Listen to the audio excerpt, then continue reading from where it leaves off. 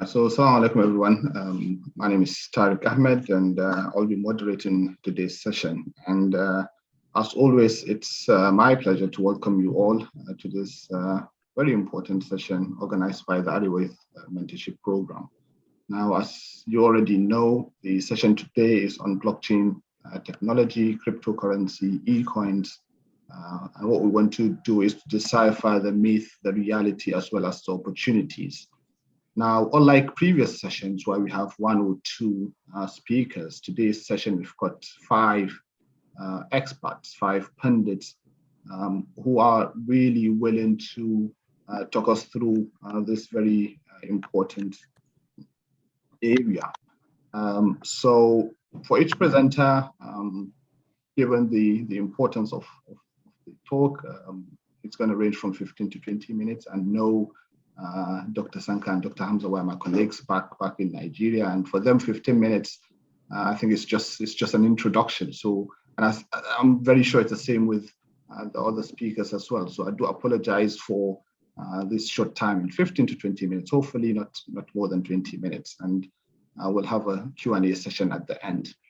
As always, our aim of organizing these sessions is really to better our understanding of the subject area, and also not just that, but to make better decisions in our lives, just making our lives and those that we could influence better. So as usual, we are always excited, to get you actively involved with the Arewa Mentorship Program, so as to better the lives of the Arewa youth and also Nigeria in general. And for that, I'll call on Dr. Yakubu Wudil to first of all welcome our guests, five experts, and then also talk you through how you can get involved with the Arewa Youth Mentorship Program. So Dr. Yakubu Wudil, I'll pass on the virtual mic to you.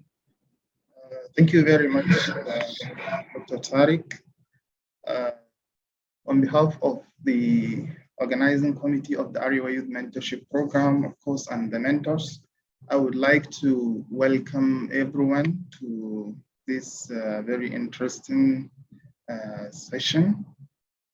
Of course, I would like to particularly thank the speakers, Dr. Hamza, Dr. Jega, and Dr. Bakoji, Engineer Bello, and Dr. Sanka, for sacrificing their time to come and offer their invaluable contributions. Of course, we are highly grateful. I would also like to take this opportunity to thank our role model, Professor Rabia Said, who has always been with us in the organizing committee, and she has been motivating us, of course. We are really grateful to her, and of course the entire members of the organizing committee and the mentors in general. To the extent that now the AYMP is planning, as per discussion with some of our colleagues, we are planning to at least nominate one or two persons from each and every country around the globe, at least as our ambassadors, so that they will be able to help our youth to with guidance and to explore opportunities like jobs and scholarships and anything that may be of interest to us around those countries. So this, inshallah, will be unveiled as time goes by. And also, I'm sure maybe we have some participants here with us, maybe joining the program for the first time. So I usually encourage them to go through our data bank. All our past sessions are there, documented on our YouTube page. We did a lot of sessions on career, on scholarships, on entrepreneurships, and many more. So I encourage people generally to go and watch the past sessions. Of course, the current session will be uploaded in case you may want to revise it in future also. And I'll also post the links to our social media handles. So if you have yet to join, you can join. I think considering the widespread interest this topic has sparked, I will not take much of your time. I'm sure maybe I can understand why many people are excited to join the topic. Many are willing to hear lots more on how to do the cryptocurrency trading and, so like I said on my Facebook page that this technology is by far beyond the crypto trading. It comprises a lot of in the media, in medicine, in governance, and lots more. We will hear from the experts, of course. So Dr. Tariq, I think I will hand over the virtual mic back to you without taking much time. I'm also ready to join and learn lots more. And I hope after this session, the story will be different. Maybe I will also try to initiate something which we'll discuss later. Right. Thank you very much. Thank you, Dr. Yakubu. Of course, within the Arewa Mentorship Program, we have a lot of exciting things planned. So do keep joining in and following the social media platforms to make sure you don't miss any of these. Well, you're not the only one who's not an expert in this field. I myself, I'm no expert. I don't have much knowledge in this area. So I think without further ado, without wasting much of your time, we'll go straight to our first speaker in person of Mr. Mohammed Ibrahim Jega. And his talk would be on evolution of blockchain technologies, the myth, the truth, as well as the opportunities. I've received a number of pages of CVs from our presenters today, but just to cut things short, to introduce Mr. Ibrahim Jega. He is an accomplished, highly organized project manager and also a business developer with a little less than 2 decades of experience. He is a serial tech entrepreneur, a startup advisor, a mentor, an international partner of the World Business Angel Investment Forum, an official member of the Forbes Business Council, and also a director at Silicon Valley-based Founder Institute. To cut his profile short, as I've mentioned, he has received a number of awards, both locally as well as internationally. And he has started, or rather he co-founded the Dominion Blockchain Solutions, which is very important for our talk today.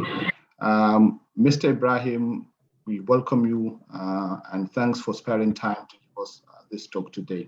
Can we unmute Mr. Ibrahim, please? So I'll give you about 15 to 20 minutes, Mr. Ibrahim. Hopefully that should suffice. All right. Thank you so much, Dr. Ahmed, Dr. Wudil. Thank you so much for bringing me onto this platform. I feel very honored to be amongst you, even though I'm not an academician. I'm not a PhD holder. I'm still a learner in the industry and as an entrepreneur who is on the streets to see how we could be able to solve problems utilizing technology and different parameters and verticals. So this is actually a call to serve because of the great work this platform has been doing in terms of helping connect young people and bringing potentials and opportunities close to them where they can leverage on and capitalize on. And it has been part of my ideology because I'm Arewa. Arewa is me, in as much as my little journey that cut across different industry from fintech down to blockchain. I've successfully built a payment company called VoguePay early in 2010 from London. We took it back to Nigeria. We exposed the corridor of cross-border and also remittances in the industry in Africa. We're one of the early stage fintech companies there. And early on, I just had to move into blockchain because I saw the potentials blockchain has and the opportunities blockchain is coming. That's with its evolution. I feel I needed to be one of the frontiers to see how we could be able to promote, educate, engage communities and let them understand what it is. And alhamdulillah, my company Dominion has been recognized as one of the early leading companies in the blockchain space in Africa. So we've been advocating and we've been single-handedly, even today we had received a mail that we're going to be also in Egypt, October, to represent Africa. And next month in Dubai, we're going to have a presentation with the Prince of Dubai. We're the only blockchain company that's going to represent Africa. So what this means that it's about hard work and focus and determination. I just want to talk to the young people, especially in the North, to understand that your destiny is in your hands. In as much as you feel, yes, there's a lot of challenges we have, there's a lot of complaints, there's a lot of issues that are enormous beyond us, but we cannot hold on to be on the other side and keep nagging and complaining. We have to utilize, how do we connect to resourceful mind? How do we learn from them? How do we leverage from what they're doing to help build our own capacity? Those people doing it don't have two heads. There's no two way about it. There's no shortcut to success. You have to build on it, learn from it, understand, ask questions, be in the dark, take yourself out of your comfort zone. Don't sit down and say, oh, you just want to be there, social media, waste your time being an advocate or bangan siyasa for unnecessary people that will not add value to your life. You need to identify that. So this thing is around educating yourself. What I'm going to share today is not that I have one curriculum up there that I'm going to read. I don't write presentation. I've spoken on all major tech platforms in the world. Name it, I will tell you. I don't write presentation. I just come to speak based on experience, what I've learned, what my business have done, and what based on my research and understanding about the industry. That's what I speak. I speak based on my limits. I don't know it all, and I can't do it alone. So for the topic of today, we're talking about the evolution of blockchain. And I'm sorry, I don't do presentation. I mentioned earlier, I don't have presentation. So those who want to take notes can take notes. It will come based on experience and how I'm being inspired so that I can share content to you. And let's see how we can be able to all learn from each other and see how we can build on it. So the evolution of blockchain technology has started from the adoption of blockchain. And, we understand how cryptocurrency technologies are offering users multiple options about scalability towards how things have been done today. Because I know that's one of major things that have been very interesting to our young people because they really want to cash out, they really want to make money, they still want to see the quick wins, how they can be able to get it done now. What is the next thing that this person, if Mohammed has done it and make money from it, why will Ahmed not do it? And Umar will look at it. Wudil will now start asking, how do you tap into that? So this has made most especially African countries progressively embrace the mobile cash and virtual currencies. And in as much as we know, there's still some hesitation from various governments towards fully embracing adopting blockchain technology because due to some of its might and poor understanding about the use cases of blockchain.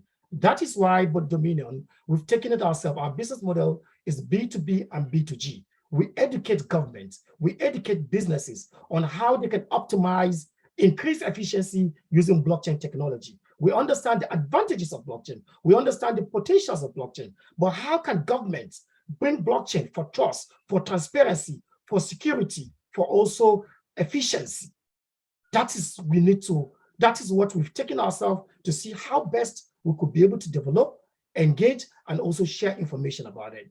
But that's maybe because technologies have gained a widespread of acceptance globally. We all know how we see Nigeria is one of the leading countries in Africa in blockchain adoption in terms of the cryptocurrency angle, not the blockchain technology at least, because and how we need to look at issue of cross-border transaction, payments, and what it is. But there are factors, that has affected blockchain and common might and reliability. Because I will need to share most of them because as it is, blockchain users have to understand its influence at day-to-day life but often more, it's about how do we associate it with some level of this confusion that is being there. That's why I don't much like to speak about crypto because there's a lot of complication, there's a lot of things around might and perception around how it is. So, but going around the most popular blockchain might and its inspection is about, one of it is about transaction, right? Because the most important comparison that blockchain has is that its anonymity is nearly in the beginner of blockchain landscape that thinks blockchain cryptocurrencies can help you do anonymous payments. But yes, it's not completely true, because blockchain only records wallets of that public address while abstaining from closing the wallet of owner's name in terms of identifying and doing that peer-to-peer transaction. It will also be able to utilize how cryptocurrency to make payments for illegal process can be traced. Because a lot of people feel that it's something they can do transaction seamlessly, anonymously, where they cannot be traced, and you can't link them to that address. But it's absolutely not true. So if anybody can link wallet's public address with a person's real life identity, the former can trace whole list of blockchain transactions related to that address. There's something we're actually doing, because I understand the vulnerability of that transaction and how there's a lot of cases of people losing money. And I've identified one of my very close allies, one of my mentees, Saminu, he's from Niger State. He's one of the leading, let me say, digital asset and forensic experts who are very, very resourceful in identifying and tracking the digital assets. So I was very, very marveled about the progress at which we've gone. Last week in the UK, we went for a session where even Interpol and different countries' head of compliance were there to understand how can they leverage on that expertise and resources to help secure their digital asset. There's a lot of pains, there's a lot of complaints from people, even individual, highly net individual, financial industries losing money, but there's no strategic platforms that are being accredited that can help track those resources. A lot of people are doing it based on their own, and the likes of Binance and Chain Analysis are doing their own different parameters. But we need to have something that can help Africans, something for our own, for us by us, so that's where we always try to identify resources and create a support structure around it. So all blockchain are public. That's what I want you to know, because some people have assumed that after the launch of the worldwide public blockchain like Bitcoin, it's one of the most popular blockchain mine that puzzled that newcomer that he said that public blockchains are not only type of blockchain, because hybrid and private blockchains are also appropriate for those use cases. But the invention of Bitcoin has caused a phenomenon across all private enterprise, and also financial institutions have called those permission blockchain to also understand how that. So several ledgers technologies have discovered in that current world that there's a various kinds of blockchain, which I am actually an advocate of. In the meaning we work with cross-chain, even though a lot of people will see that we're promoting BSV sometime, but BSV is one of the only blockchain company that's focusing on government. And we are looking at how do we utilize blockchain to help our land system, to help our supply chain industry, to help our financial industry, to help our commerce, to help our different areas, our health sector. So that's why we're looking at to understand which are the different blockchain protocols can be utilized on those parameters. And yes, blockchain is equal to Bitcoin. There's possibly one of the most common blockchain mines that people read about blockchain, they think that is synonymous to Bitcoin, but you can utilize both terms interchangeably, because apart from serving as an underlying technology used by Bitcoin and other cryptocurrencies, blockchain has several other possible uses throughout its enterprise activities, which one, incorporation identity, in terms of verification, in terms of supply chain, in terms of healthcare, in terms of insurance, just like as I mentioned earlier. And we have use cases. It's no more story. It's not speculation. In my company, Dominion, we have used blockchain to incorporate identity verification, which currently we have partnership with 12 universities in Africa, but we currently moved in to implement one. at Bayes University, because we identify Bayes University as one of the very, very front burners in terms of technology. During COVID, it was one of the only universities in Africa that was not down. They were still just transformed from their physical classes to their virtual classes. So we picked them up. We went there to see how we could be able to incorporate that to help verify identity and also certificate verification. Why certificate verification? We have cases whereby a lot of Nigerians, a lot of Africans travel out of the country. They want to move their certificates to one institution to another. They want to move their transcript from one institution to another. They had a lot of challenges, bottlenecks, some delays, some get delays, some even lose the admission because some of our universities are still running an analog system. There's a known system that you can do that. Even if you send them email, they don't respond. You keep calling. Some universities have to use the embassies in the countries to reach out to those universities. In Nigeria, it's not a Nigeria problem. It's an African problem. I've done my research. I've gone to Gambia. I've gone to Ghana, Guinea-Conakry, Somalia, Sudan. Same problem. So we felt we need to solve this problem because we need to help students who are going to further their studies should be able to have their certificates verified by their new school they're applying for or their employee. A lot of Nigerians have been getting employment now, irrespective of their location. So how do we help them? With a click of a button, the employer can check and verify, yes, Yakubu Wudil has 2-1 in mass communication or computer science. Oh, yes, Al-Qasim has a first class in computer science. How do they verify that? So blockchain, if they know the school or institution has an integrated system of blockchain for verifying credentials, that will make them have that trust and confidence that this certificate of Umar Farouk is a real certificate. Same thing in the supply chain.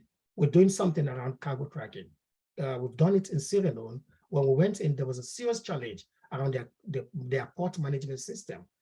You could not ascertain what is in what, where is it coming from. If a cargo port is coming, somebody can just put it, oh, I have phones in this port, in this container. So number of phones. And when it gets to the point of landing, they will change the content. They will now bring something different. Show, oh, it's now tomatoes, or it's now chargers. So there's a lot of discrepancies, lack of paper data. Because of that manual system, people manipulate it easily. And you don't know who has changed it. They will tell you, oh, it's actually this is what is on the system, but that's not it. So the government was losing revenue. People were putting money to their pockets. People were putting different information on their billing, on their declaring. So we came in, digitized the entire process, brought in integrated blockchain into it, and made it very transparent and seamless. The country was not making up to $1 million in a year. But in 9 months, we helped them raise $7 million, a small country as Sierra Leone. A small country that is not more than Kaduna State. $7 million in 9 months. If you want, I can share you letter of reference to show that. So we took that as a use case. And we didn't go to Sierra Leone for cargo tracking. We went for land registry solution. And they said, when we got to Sierra Leone, and for people who have been to Sierra Leone, you have to go and ferry on the port before you get to Freetown. So we now just went for like sightseeing to understand what's really happening. And the guy that brought us in said, no, guys, we have a serious challenge in the port. I said, we can see that. And we went there to solve problem. So this is what blockchain is solving in our institutions. For land, we understand how the racketing is happening. All of us know. In Nigeria, a lot of us now have families. Some that our parents died earlier, they left properties, land title to us. Some families will come and grab it, take it, change their name, do other things. It's been happening. It's a serious problem. And this problem is not peculiar to Nigeria alone. It's everywhere. Even though some other African countries, lands are with the kings like Ghana, like Gambia lines are with the kingdoms. But in other cases, irrespective of its peculiarities, we can solve the problem using technology. So we've been advocating, chasing them. I've been to all the states in Nigeria, telling them on how we can be able to help improve their land system by helping them digitize it and bringing a West system where people, Nigerians in diaspora, some want to buy land, people, farmers that have to sell. How do you fight? How do you know it's a, because with one title, you'll find that there's a serious racket. One title has 10 people on it. You see Mohammed, Adamu, Shehu, Rabia, everybody on the same title. When you go, you declare, this person will call is my own, this confusion. And this racketing is a serious cartel in the industry that they don't want it to be solved. They resist it. They fight it. When you go as Abuja, it takes people think that Aegis is a bit, it's high level, it's a digitized system. The flaws, the confusion in that place is beyond imagination. I can't say it all here. So we have been advocating, telling them that this is not going to take out jobs out of their hand. This is going to sanitize the system. This is going to help you and open up the country. This is going to bring investors who have confidence. This is going to help people to be able to own wealth. A lot of Nigerians have that title. How many of them can use it to even access any loan? They are farmers. They have mass lands that they can use those lands, title or certificates to go and access loans, single digits, whether locally or internationally. There is system.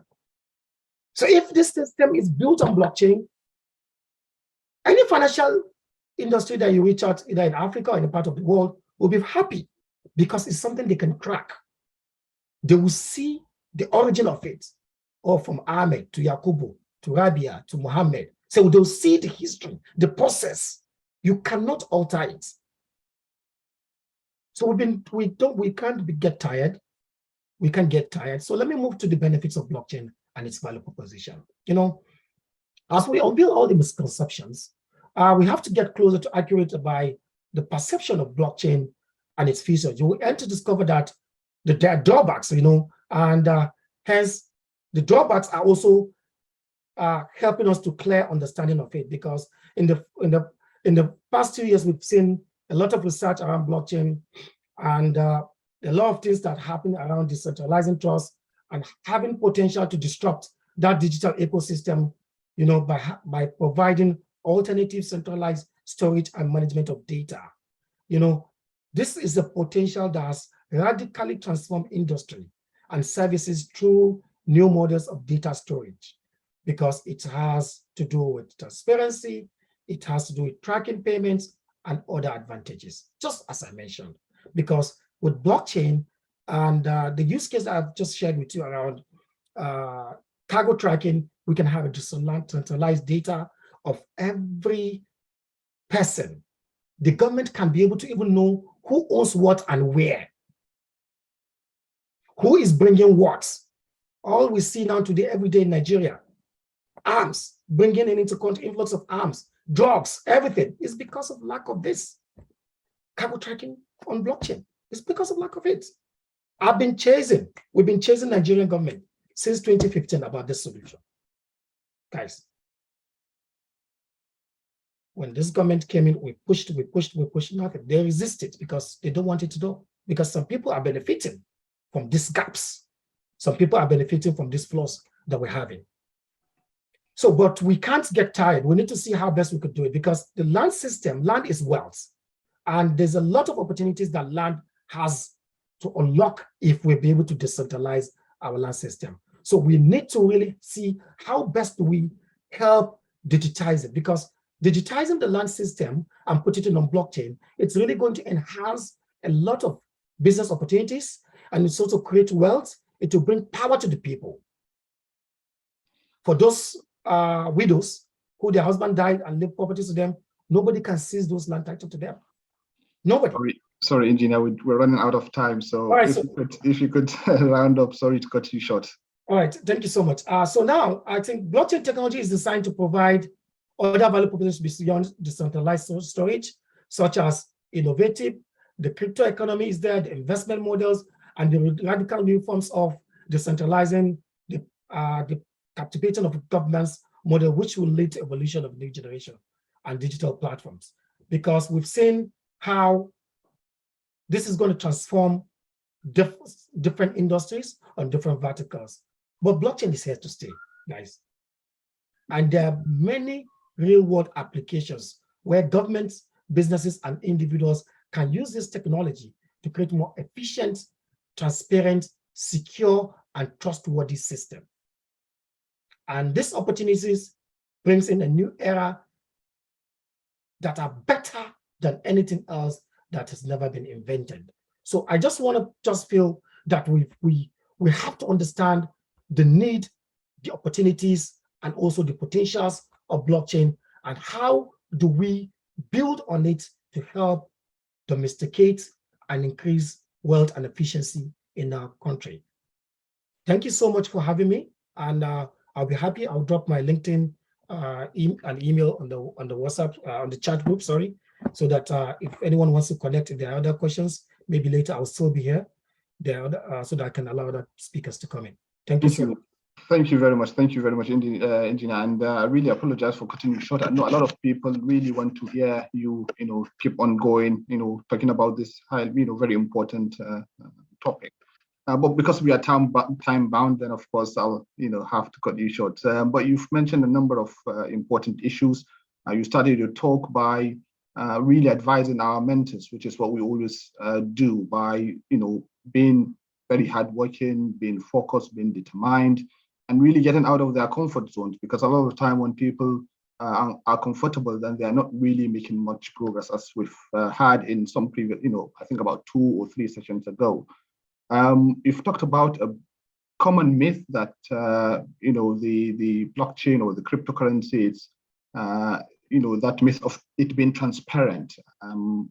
But then you've also mentioned, once, yes, of course, you don't have that information about, detailed information about a particular person, but because there's information on the wallet, then of course, there's always possibility of identifying that particular person or information. You've talked about the lack of strategic structures that could help or that could support people. You've mentioned a number of people have lost, a lot of money, but then due to those lack of structures, there's always need to have those structures in place. And also you've talked about some of the key advantages, in terms of, for blockchain, in terms of transparency, efficiency, as well as security. You've given us example in terms of identity verification. Of course, we have that problem of, sending transcript. That's always that problem that you get, especially when, you're traveling abroad to further education. And this is really something that I myself have, never know of, that you could use blockchain to solve some of those problems. So thank you very much for really educating us into this this topic. You've also mentioned. Thank you so much, Ahmed. Before Yes. I go, I think I need to have a last word. We have Right. 194 people.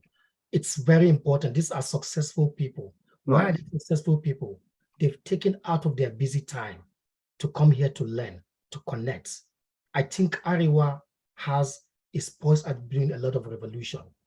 This is the time now. I founded Startup Arewa 2015 with a couple of young people helping to bring these opportunities. We've done events in every state in Nigeria. And I want the Arewa Young Youth Empowerment Program to come closer to see how we could be able to harmonize some of this relationship. There's so much content. There's so much contact. We need to leverage on and expose our young people with this contact. I was part of the people that brought in Founders Institute to Nigeria. I was a part of the people that brought in Django Girls to Nigeria. I was a part of people that brought in Startup Grind to Nigeria, just to create opportunity for my young people. Mm-hmm. I don't want to die today and not impact over 1,000 of people like me. Mm-hmm. I've mentored over 2,000 startups in Nigeria. Startup Arewa, most of our beneficiaries are not even from the north. Wallahi, I'm telling you this. We've created a lot of opportunities, investment opportunities, everything to a lot of young people. And I'm happy now. There are different communities happening in every state in Nigeria. Startup Kano, startup Kaduna, startup Yola. I'm happy, but not about the noise. Who is doing the real thing, my brother? Who are doing the real thing? There's a lot of they need to harmonize those information. The space is too big to accommodate all of us. We're not competing, but we're divided. The more divided we are, the poorer we become. Education is about schooling. We need to understand, how do we help these young people? There's a lot of opportunities there that we need to keep sharing. And off the camera, I will share some things with you that are there, how we'll be able to expose the serious-minded people. We know we can't get everybody. Yeah. There's still, but we need to leverage on that. Let's change their mindset around entrepreneurship. How do we help them to be able to, in terms of identifying, to build up their esteem? There's so much problems that can be solved using technology. You must not build another Facebook. Yes, you must thank you. Yes, again, sorry to cut you short. I know you've got this wealth of knowledge that you really want to share with us, but because we're time bound, I do apologize for cutting you short. But we're definitely going to invite you some other time to give us more insight into this topic. So we really apologize for cutting you short, and we really appreciate your time. Hopefully you're going to stay until, I understand you have some commitments, but if you have time, if you could probably pop back in, I'm sure there's quite a number of questions from our listeners today. So thank you very much for your time once again. I think I'll call on our next speaker, who's Engineer Ibrahim Bakoji, and his talk would be on cryptocurrency evolution types as well as modes of operation. In terms of introduction, Engineer Ibrahim is a crypto enthusiast and also a passionate leader. He's a motivational speaker and also a researcher at the University of Salford in the United Kingdom. He is a researcher versed in problem solving to improve learning at different levels. So Engineer Ibrahim Bakoji, if you are here with us, if you could unmute yourself as well as your camera and give us your 15 to 20 minutes talk as well. Thank you. Thank you very much for having me, Dr. Tariq. I want to welcome each and every one of us, our esteemed youths that are with us. I want to also thank my boss, the first speaker, Mr. Jega, for the wonderful presentation. My name is Ibrahim Bakoji. I did my primary school in Bauchi. I did my secondary school as well in Bauchi. I proceeded to Yola to study chemical engineering. And I furthered my MSc in petroleum and gas engineering. And I'm also currently researching in petroleum and gas engineering. So why am I bringing this up? Is because I want to purposely challenge our youths and the listeners we have today to understand that we need to challenge ourselves to do something extra. I am a chemical engineer by profession, petroleum and gas expert, but today I'm here discussing about crypto with you. This is to tell you that you can look at your immediate environment and find that that's something that you have that interest in, or something that you see opportunity in. Invest a little time in it, and if we continue to do that, we'll help ourselves, thereby helping the society at large. So let me share my screen.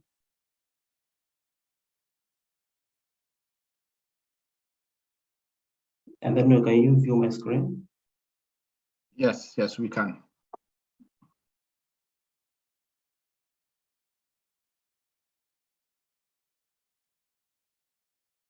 Is it full screen now? Not yet. Okay.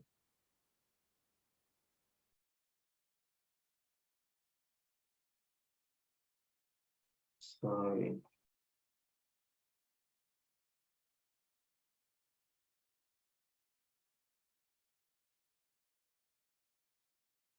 Fine.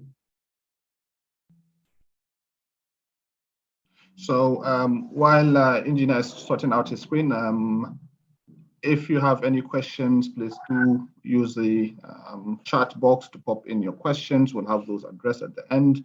And as I've always mentioned, we really appreciate it if you want to thank us or if you want to acknowledge what we're doing. You don't have to use the raise hand option for that. You can just pop that into the chat and we'll just read that because there's a number of questions which I'm very sure people would have at the end of this, the talks. So please do pop in your thanks into the chat box. You don't have to use the raise hand option for that. And we'll have your questions. You can also pop in your questions into the chat box. We'll have those addressed at the end. Engineer, you can go ahead, but your slide's not at full screen. If you want to go ahead that way, that's fine. Okay, I can see it full screen here. Anyways. Is it on full screen now? Not on my screen. I don't know whether Wudil is it full screen on yours? No, it's not. Yeah. Okay, I guess that's fine. You can go ahead and let me stop sharing and try to share again. Yes, maybe that works. Okay.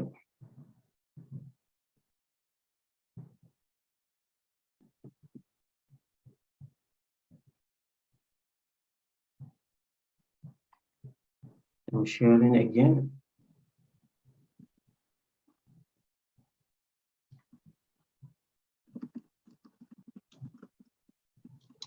F5.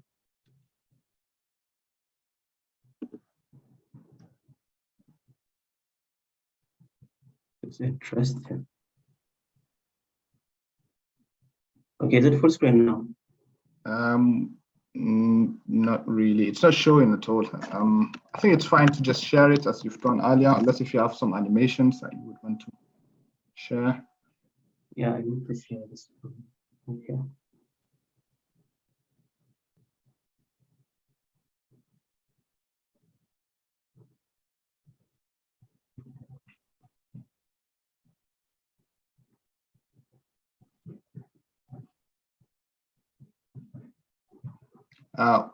Alternatively, you could give you more time if you want. We could call on our next guest if that you feel it's if you need more time or.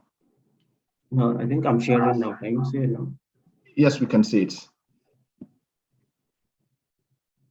So it should be on full screen. Not really. There's one small tab down. Maybe you can press it. I think it's better than F5. Use that one. And down, I mean, where you see Zoom, right? I think it's working better. Down, right? I can see your arrow is not down. Which yeah, one? right. Okay, right. Go right. Then you see full screen there. Click. Slideshow. Slideshow. Click the slideshow. Yes. Yes. Is it full screen now? It should. It's booting. Okay. I think that one should work. Alternatively, you can. From my end, it's full screen. You can make it full screen first, then you share from the Zoom. Maybe make your screen full screen first, then you share from the Zoom app. Okay.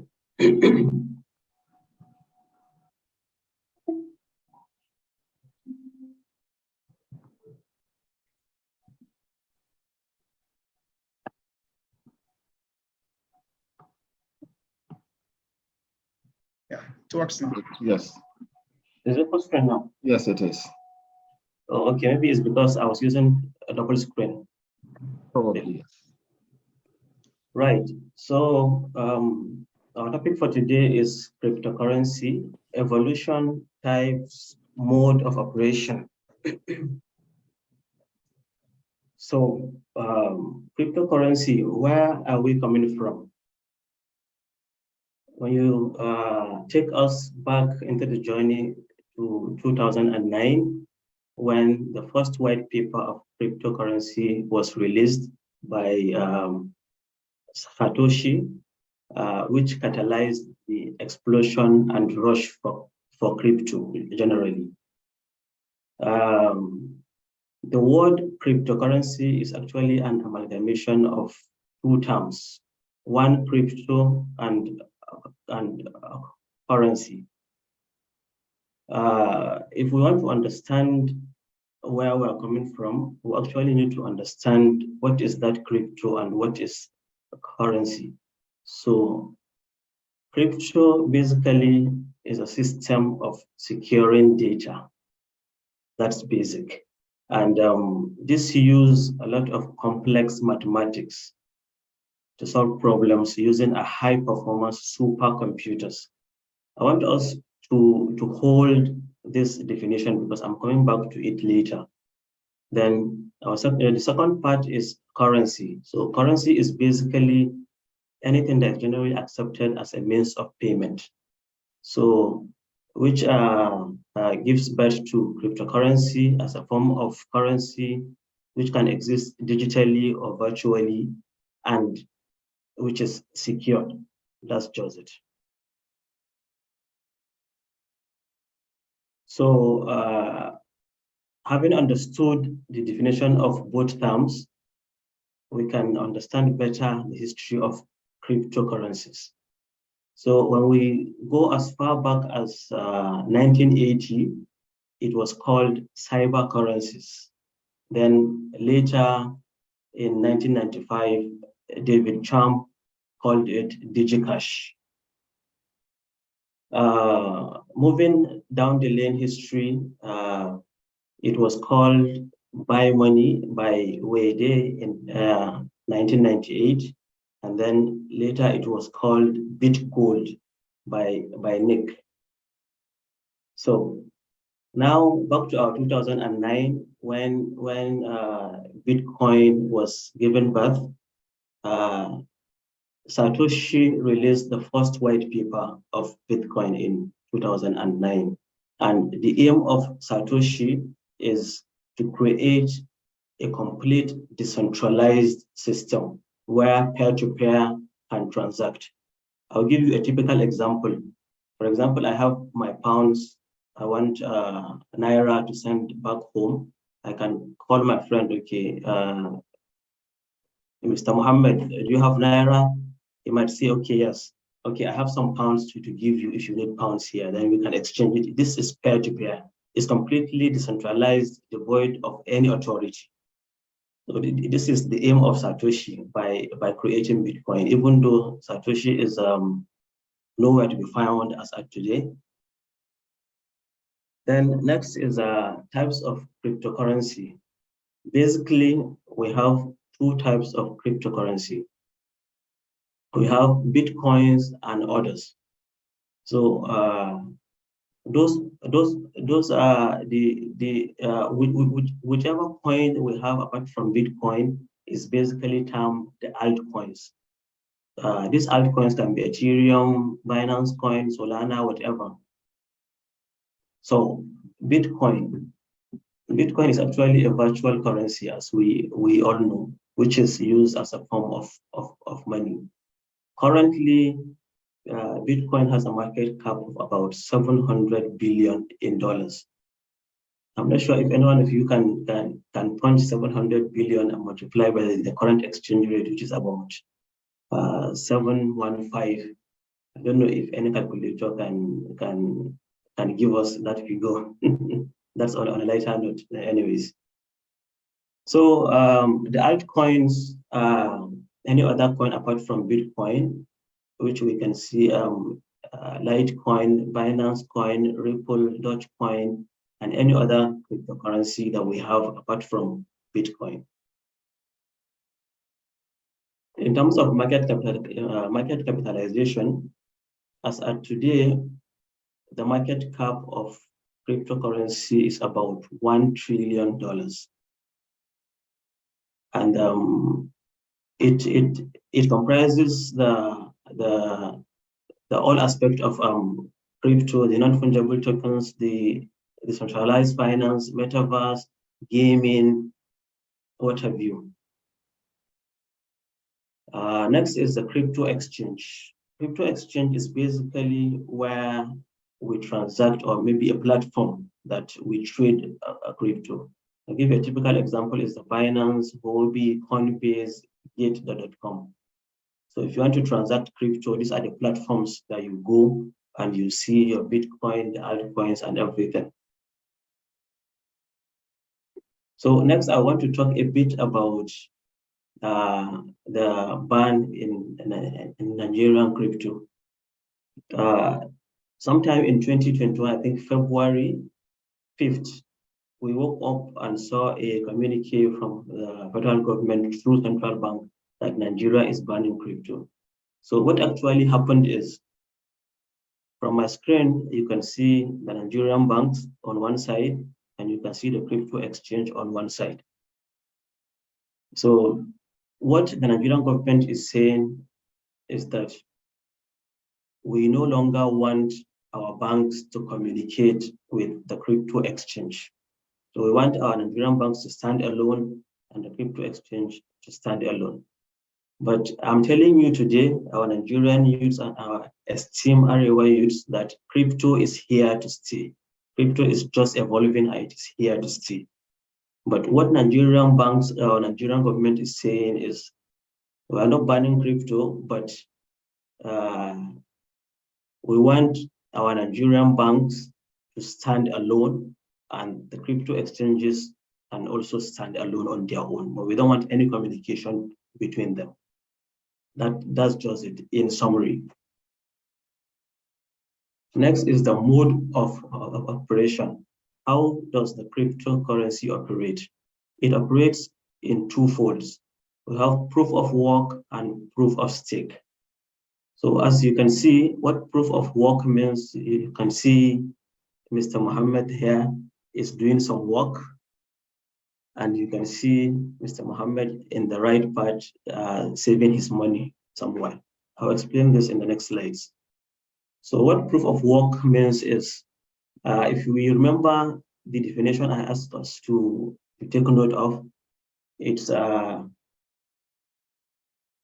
a form of consensus mechanism that requires a member of the network to solve complex mathematical puzzle using super fast computers.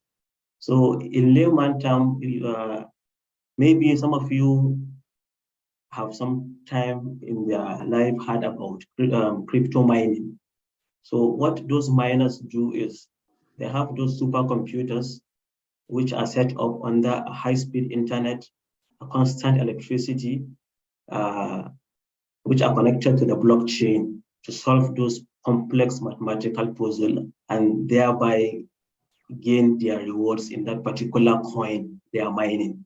So this is proof of work. So this is a way of using the consensus mechanism to work for the system and earn through that particular coin you are mining. So this also is an opportunity to gain in the blockchain. Someone can decide to become a miner and then get his own reward as a source of living. The second part.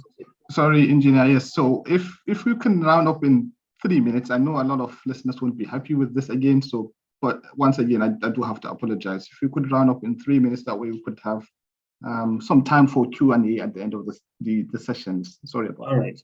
Sorry. Thank you very much. So the second part is the proof of stake. So proof of stake is basically you buying some large portion of that particular coin you want to stake, and thereby creating what we call a node.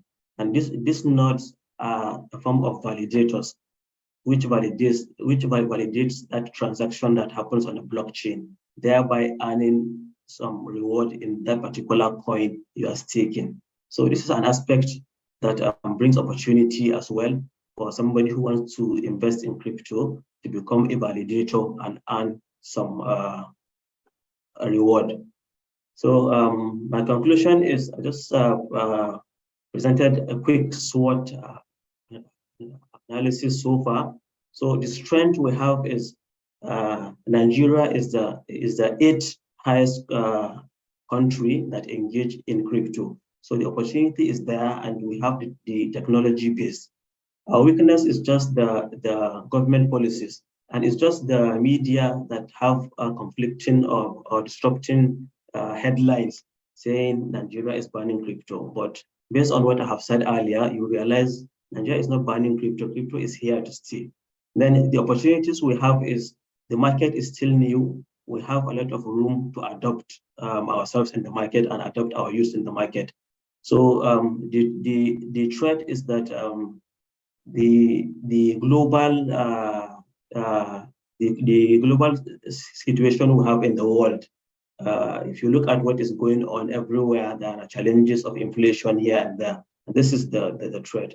But I'm telling you, for the option time, that crypto is here to stay.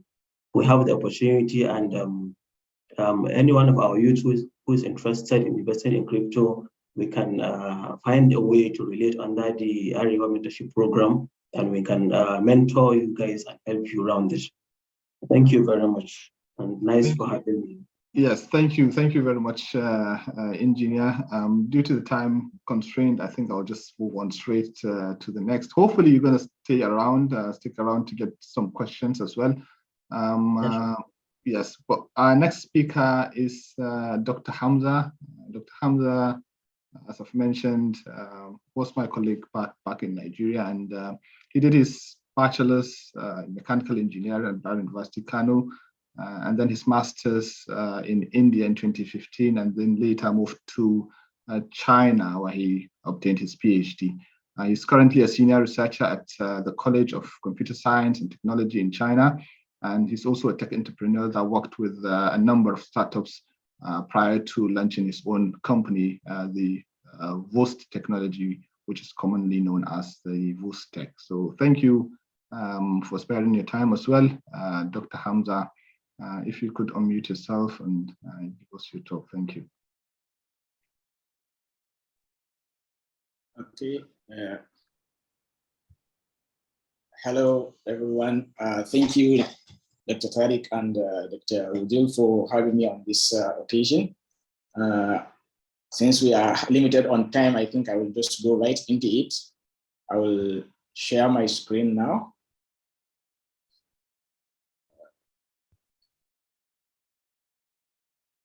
So I hope you can see the screen, right? Yes, we can, yes. Okay, so it's really hard now to just top up after Mr. Jega and Engineer Bakoji's. Yeah, we have really said it all, but my topic is a bit a general version of what we have talked about. That is the blockchain technology, the opportunities, and the adoption challenges. Although Mr. Jega has already talked about the adoption challenges, especially associated with Nigeria and other African countries. So I will, first of all, I have like like a disclaimer. So I personally and the Arewa Youth Mentorship, we do not endorse or otherwise make any claim or statements, negative or positive, about any references that we use, such as the companies, websites and products. So, and if you want to implement Bitcoin, blockchain technologies to your business, it is highly recommended you understand it first and have some consultation with experts like Mr. Jega's company and others, so that you can know whether it is suitable for your business or it is not. So next, okay, what we will do today is we look at what is the blockchain and the history, which has already been covered by some, so I will go fast through it, and then the types, the features, then we look about the opportunities and some use cases. Because if you are listening to any blockchain or crypto enthusiasts, they will be saying some terms or words that you will hardly understand what they are saying, because they are, as the word blockchain was coined, the cryptocurrency was coined also from other words, and they have some different meaning, so you need to understand. So in general, what is a blockchain? A blockchain can be defined in one sentence and as an append-only transaction log. That is a transaction log that you can only add information to. You cannot remove the information. So that is where it gives the advantage of having the transparency. Imagine now, let's say, since the inception of the current government in 2015, they have implemented blockchain in their transactions. So you can at any time download the complete transaction. Every single kobo can be traced because it is already there. So some people define it as a giant Excel sheet, which is, for a layman, you can understand it better if we say like it's something like that, but it's entirely different and more complex than a giant Excel sheet. You can see this kind of definition when you are on social media, but it is not it. So we are going to go right into it and see how it is and how it works. So the history has already been covered by Dr. Bakoji. So this is actually the paper that Satoshi Nakamoto have that he published about the Bitcoin in 2008. So this is the first popular implementation of blockchain, and there are currently arguments that Bitcoin was not the first blockchain, as Engineer Bakoji has mentioned others before that time.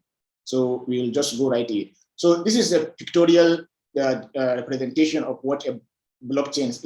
Each block here contains three things, usually the data, then what they call the hash, and then of that particular block and the hash of the previous block. So looking at block one over here, you can see, we know it is the first block, so it will have its own hash. Here I have truncated the hash to maybe like 5 digits, but it is more than that. I will show you example later. So since it is the first one, it doesn't have any previous hash linked to it. So it is called the genesis block. It is the start of the blockchain. It's the first block in the chain. Then next you go the second block. So how they are linked, the second block can be linked to the first one by including the previous hash, which is this one, under the data of this block. So that is how the chain is added to the block, hence the term blockchain.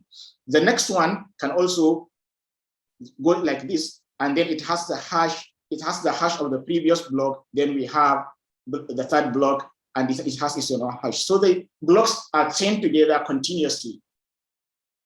So this is an example of showing the three components. First, we have the previous hash, which is, you can see, a very combination of numbers and letters, and then it is called the SHA key. Maybe some of you who are into the computer studies will know something about it. So the transactions, which is the actual data of the block, like A to B transfer of 45 Bitcoin, C to F 30, something like that, is registered here. Then a cryptographic function will, encrypt, the information, and then we have the hash of this one shared to the next one, and the cycle continues. So this is how the blockchain actually looks like. So the encryption is in such a way that, like, look at an example here. The word rhino can be, cryptographically, hash, that is, changed to something that is not readable to humans directly into this thing. So if you add a sentence, the numbers, the length of the hash is the same, but it's changed. You can see as here we write IM2 and it's changed again. And when we write INT instead of IMTO, it's completely changed. So every data has different, hash function. So moving to the types of blockchain, like the first speaker has mentioned, they are public and there are some are private. So this Venn diagram shows the summary, like, you have the public, which is no authority, and we have the private controlled by one authority. We have the consortium controlled by groups, and then the hybrid where it shares the public and private. So that maybe example is something like the government can share something, can use something like hybrid, or it can be complete private. But depending on the application, you can select which one is best for your business or for your government. So, like I said, when you are talking with blockchain enthusiasts, they will tell you so many things about transaction, immutable ledgers, decentralized peers. So we are going to look at all this one by one. I hope I still have time. Yeah. So a transaction is when you add information to the blockchain. That is the simplest definition of that. So as with enterprise transaction today, blockchain is historical archive of division. Like I gave you an example, everything you add there, it just stays there. Because if you want to remove it, it is a whole sort of process because it is decentralized, which you will see in the next slide. So the notable transaction use cases here, there are some example. Like in Sweden, they are using it as in land registration. The key point for blockchain is that once the data is written there, it is there, and it is so if it is cannot be changed, so it is very good for something that you want to give to one person. Like the first speaker said, like you can have 10 people in Abuja with one certificate of land. The land is only one, but 10 people has been given copies. But if it has already been entered into the database, that is the blockchain, it is been entered there, this land belongs to so-so person. So nobody can give it to another person because the data is available to everyone. Everyone can download it and see who does it belong to. Like he said, if somebody died, his family can still go and claim it because it is there in his name. So that is the advantage of having this kind of blockchain. It can be used in personal identification, like he has already given an example at PZ University, in transportation, tracking containers and what have you. In banking, you can see the Russia's Bank has already implemented this. In manufacturing, food production, and audits. These are all use cases that you can use blockchain, not necessarily in cryptocurrency. When they say immutable, that is what they mean is blockchains retain data via transactions, I already explained. Then the difference is that once written to the chain, the blocks cannot be changed. Sorry for my topic, but it is extremely difficult to do so. It requires rework on all subsequent blocks and consensus of it. So you have to change all the blocks, because as soon as you change a data in a block, then it is hash changes. If the hash changes, then that block becomes invalid unless all the others decided to accept it is new hash. So it is very difficult to alter data. Just think of it as a book where you write somebody collected 1,000 naira.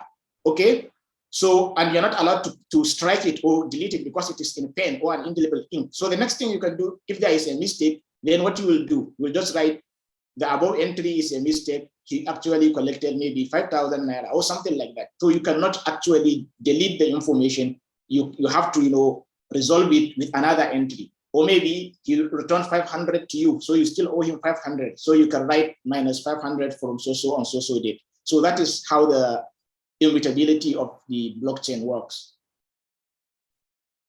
Next, you will hear about the decentralized apps. For example, the normal networks we have now is maybe this is like a hub. We have the nodes all connected to the hub. But in blockchain network, everybody is connected to everybody. Like right now, you can take your computer, register on the blockchain network and download the complete transaction since the day it was launched. That is how newscasters and some other journalists find out maybe if a ransom was paid in Bitcoin. They will say so amount was paid to some cyber activists via Bitcoin, because it is open to see. You just don't know who it is because you can only see his like ID, the key, they call it the key. You can only see the key, but the public key. But you cannot know the identity of the person, but you will see the amount of money being transferred to that person. So it is distributed. Everybody can see what is happening because it is a public ledger. So like we said, everything is encrypted. The encryption is the standard, is the best you can find. And some other blockchains allow you to bring your own encryption. If you have something, let's say like the military want to employ, they want to enroll some of their work onto the blockchain. So they want their own personal encryption. So that is also possible.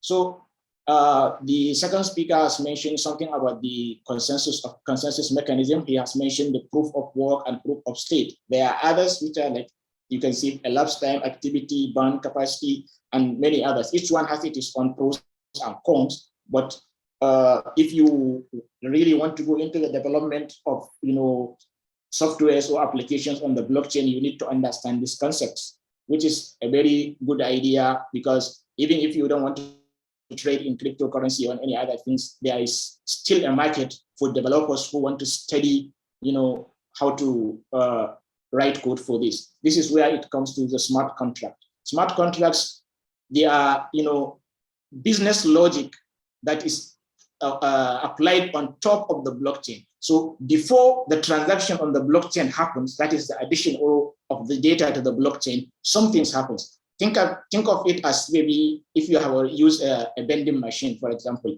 First, you have to insert a coin or a paper money into the vending machine. So the vending machine will just check if the coin is authentic and whether it is, what is the value, is it 1 naira coin or 2 naira coin. If it accepts that, yes, it is a valid 2 naira coin, then it will allow you to actually buy what you want to buy on the system. So that is how the smart contract works. It checks some things.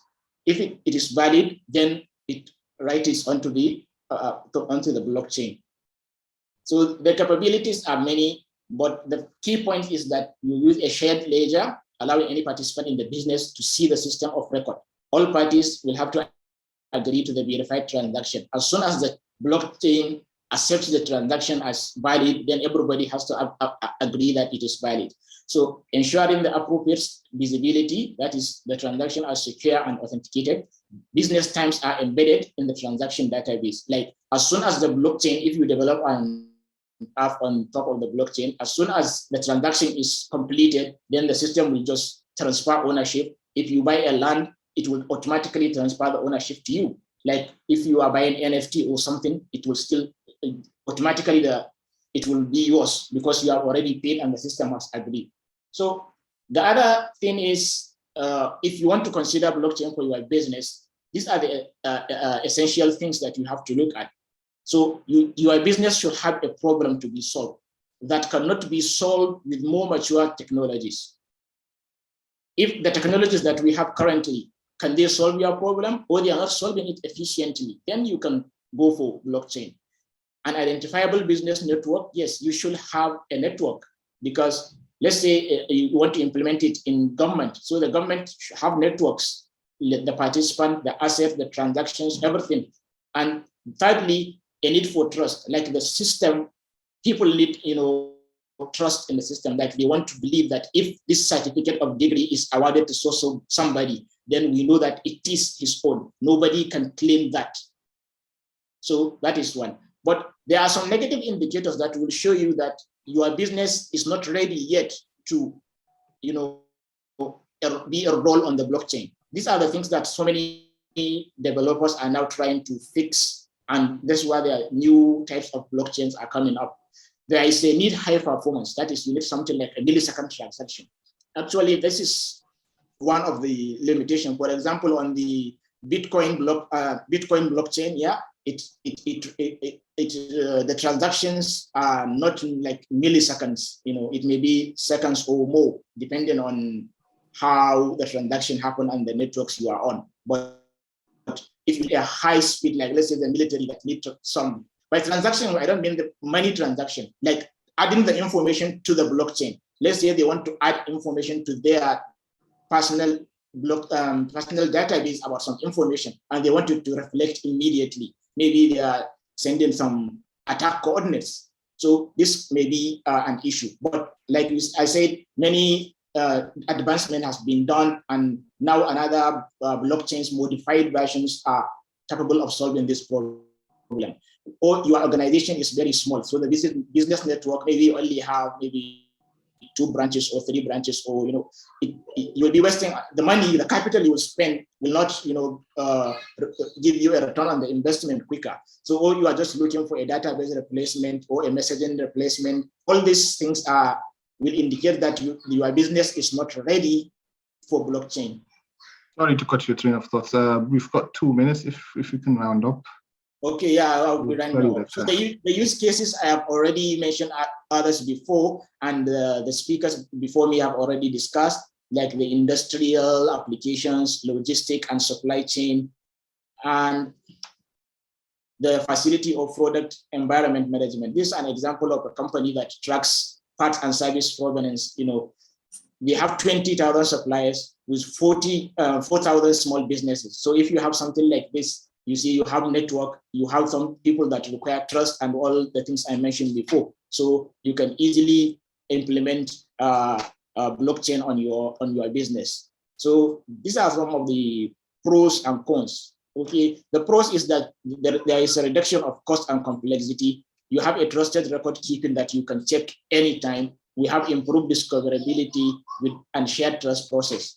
The cons is, data modification is not possible. Like actually, maybe you entered something and you want it gone. It cannot be gone forever, but you can add something to it, unless you design your system to be with that capability, which is very difficult to do.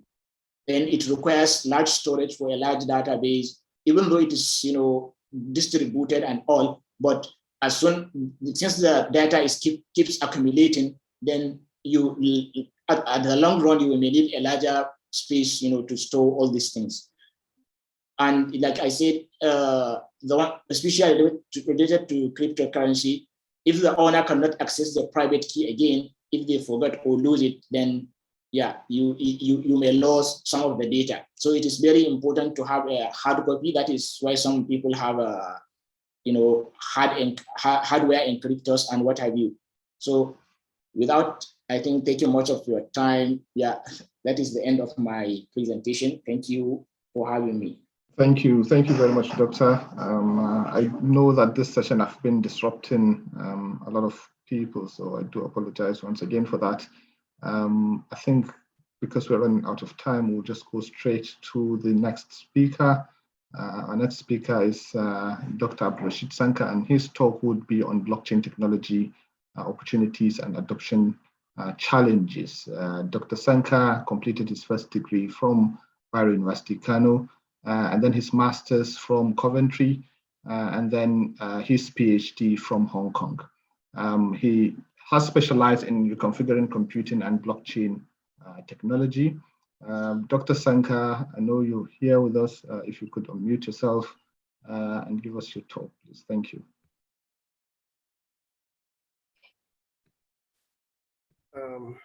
Okay. Assalamu alaikum. I hope you can hear me now. Yes, we can. Yeah. أعوذ بالله من الشيطان الرجيم بسم الله الرحمن الرحيم رب اشرح لي صدري ويسر لي أمري واحلل عقدة من لساني يفقهوا قولي.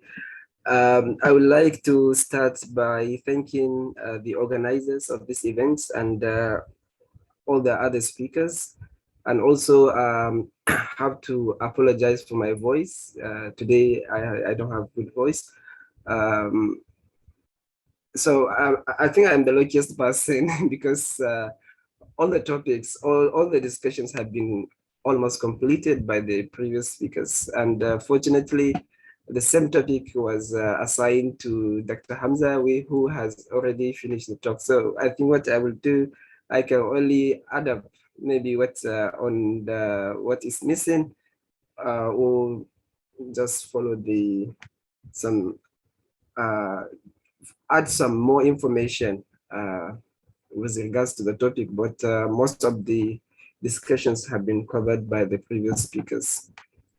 So because of the time, I will be skipping most of the things. So, this blockchain, as they said, it came around 2018, and but that was not the beginning of attempt to use cryptocurrencies. Blockchain is not cryptocurrency. Blockchain is different. Cryptocurrency is also different. Only that blockchain is the technology that supports cryptocurrencies and several other applications besides cryptocurrencies. I mainly do research on blockchain in my PhD on other applications of blockchain besides cryptocurrencies. So actually, I think the world will benefit more on blockchain from other applications rather than cryptocurrencies. However, cryptocurrencies are also okay. And I know the previous speaker mentioned about origin, Satoshi Nakamoto. It's unknown. This person or a group of persons proposed this paper. Actually, what happened in the history was that there were economic crises in Europe, and people started to lose hope, trust on the government. So they started to thinking how to get rid of these central banks and so on. So this person, Satoshi Nakamoto, proposed Bitcoin, and he used blockchain. So the difference between blockchain, Bitcoin, and other cryptocurrencies that were proposed earlier was because Bitcoin used blockchain. Others didn't use blockchain. And using blockchain empowers Bitcoin to solve the double spending issues. Double spending means you can give the same coin to many different people, persons, because this is a computer, it's a number. I can give Mr. A and the same, I can copy and give to Mr. B. Like someone like Scotch, they tried to solve this, but they failed. But Satoshi used blockchain by connecting the blocks, and then was able to solve the Bitcoin issue. I met someone in Australia, and a professor. He claimed that he met Satoshi Nakamoto. He was telling me a lot of story, but Satoshi refused to actually appear. I mean, but I know there's another person that also claimed to be Satoshi. I'm just adding some missing information in case, but most of the things have been covered. We know the business value of blockchain is huge. This is a survey that the business value of blockchain will be more than $176 billion by 2025, and more than 3.1 trillion by 2030. 10% of the global GDP will be on blockchain by 2027. And we know several central banks experiment with blockchain to benefit from its beneficial features. So I think I may not need to talk on the blockchain itself, but from the definition, it's a tamper-proof distributed ledger. Distributed ledger. What is distributed ledger? Just like what Dr. Hamza said, distributed ledger means a copy of data, a data copied on different computers. That is distributed. The same data.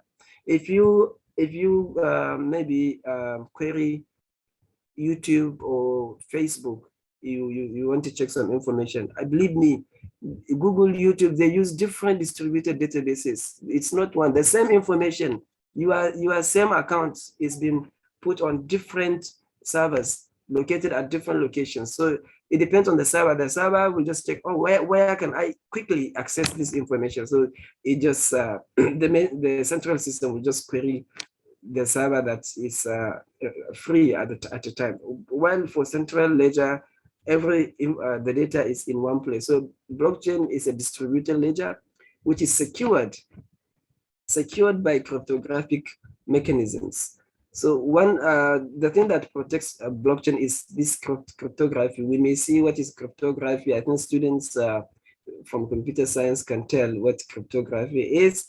And each block contains hash of the previous block. That is where the chaining comes. You have ledger. You know, ledger is just like a record. I don't want to repeat what Dr. Hamza said. Just a record of data. You put a lot of records. Maybe you are a trader. You have daily records. You put them into blocks. But each block has a reference to another block. And Dr. Hamza mentioned that a block consists of block header, which consists of timestamp, Michael root, hash of the previous block, n bits, and so on, depending on the network. So I don't want to repeat this. And I want to emphasize that blockchain is a technology. Bitcoin is just one instance of the blockchain. It's just one application of blockchain. So there are a lot of applications. This is just an example of a blockchain network. You have a network and you can have many parties. Actually, why do we need blockchain? We only need blockchain when there is data, there is record. If your system involves records, then you need blockchain.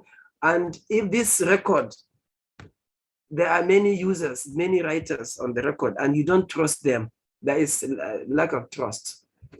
So this is where the blockchain could be used. However, some companies can use blockchain to enhance the efficiency of blockchain. For example, banks can use blockchain to speed up international transactions. You know, international transactions can take weeks to settle. But if we use blockchain, we can get it within an hour. because there is no central authority. Blockchain gets rid of no central authority in blockchain. No one controls this. Everything is automated. So one achievement of blockchain is to get rid of the central authority, no intermediaries. So if banks now use blockchain, they will save some money that they would use for the census, the clearinghouse and so on. That is one of the benefits of blockchain. Here is just, I extracted one block, that is block 100,000 from Bitcoin, just to demonstrate, but because of the time, I think we don't have to go into that. Why blockchain is important? Because of its features. It has beautiful features such as the distributed nature. The same copy of data is written. It's this. The same copy of data is written, is contained on different computers. So even one of the nodes lose its data, it can just request the data. So it assures security of the data, and it's decentralized. It's not centralized. So many computers have the data is not in one place. So we get some security from that. Data integrity, it is protected. Anonymity means it's no name. Blockchain doesn't use your name, Abdullah, Musa, and so on. It's just use some numbers to represent you. However, as the first speaker mentioned, the privacy issue may still be explored because people may track you as you use browsers now. It reduces costs. Banks could save, there is a survey that said about 20 billion USD could be saved from by banks using blockchain. Transparency in blockchain, because everyone sees what is happening. So you can use blockchain to make systems transparent. I think I wrote a paper in one of Nigerian journal designing a kind of blockchain-based single treasury accounts. I think I have that paper. So what I did was just propose using blockchain for single treasury accounts, so that whatever happens, agencies, whatever they spend, everyone can see what you spend, and so on and so on. So I think that may prevent stealing or something like that. Speed, interoperability, and so on. So there are three types of blockchain, as the speakers mentioned: public, private, consortium. I think what is missing only that examples. Public blockchains, I don't want to repeat the definitions. Public blockchains, example could be Bitcoin, Ethereum.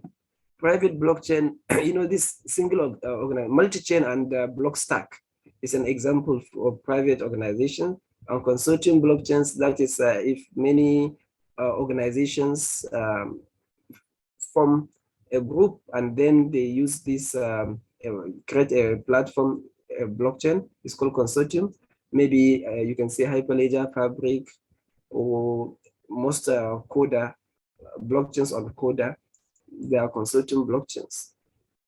The difference is that public blockchains do not need any permission. Like Bitcoin, you don't need to ask who's the Satoshi or the manager of anybody to join Bitcoin. You just download the wallet and start using Bitcoin. So that is why it's called public. Private, some companies, they realize, this blockchain is very important. I have to utilize it and get some benefit for my company. I have different organizations, different departments in my company. So each department can serve as a node. Then they form this private blockchain. If they have the blockchain, it's called private. And the consortium, just a group. And how blockchains works, I think one of the previous speakers mentioned. So you just create transaction, and then you broadcast your transaction to the network. There will be, each network could verify your transaction, whether it's valid or not. But an important point here is a group of nodes, a group of computers on the network called miners. So these miners will collect thousands of blocks. For Bitcoin, normally a block can contain around 2,000 blocks. So they can put around 2,000, 1,000 blocks, many blocks in many transactions, sorry, into blocks, but they have to compete in doing okay, because many people are mining, create the same, put the same transactions, maybe also a slightly different transaction into blocks. So who is going to propose the next block? There need to be an agreement, that is a consensus. So there are a lot of consensus mechanisms which choose only one of those miners to submit to the group. For Bitcoin, they use proof of work and so on. So when a miner wins the mining, he creates the block and win the mining. He then send his new block to the network, and the network verify the block, and then each node can commit. Blockchain, as I told you, is supported by cryptography. What are the cryptographic concepts in blockchain? I think this will be more beneficial to computer science students. Things like hashing. Dr. Hamza mentioned about hashing. You just have any text, anything, you need to scramble it into a hex values, some unreadable numbers, hashing, but they are very important. Digital signature is used to authenticate users. For example, I send money, I'm Mr. A, I send money to Mr. B. How can you be sure that it is me that sends this money? Because somebody can also claim that it's him that sends the same money. So there is this signature, just similar to the signature you write on paper. So blockchain use digital signature. This is computer science concepts. So maybe we don't need to go because of the time. Michael tree, cryptographic accumulators, zero knowledge proof to prevent these privacy issues. This the diagram here is talking on the types of cryptography, which I think we don't have to go into that detail. This is just further explanation of hash, micro-root, and because of the time, digital signature. For example, A wants to send some message to B.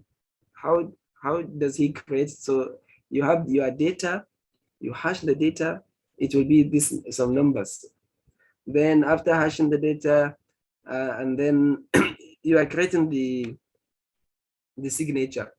You need to encrypt the hash using your private key. So digital signature systems use public key cryptography where persons have two keys, private and public key. So you use your private key and encrypt this number. Encrypt means you have to modify it. I don't want to go deep because of the time. After you encrypt it, you generate a fix, maybe 256 bits of data, that is your signature. So you attach your signature to your data and send to Mr. B. And Mr. B can use the signature and also verify whether this message really comes from A. That is digital signature. So blockchain uses digital signature, and also blockchain uses address. As I told you, just numbers.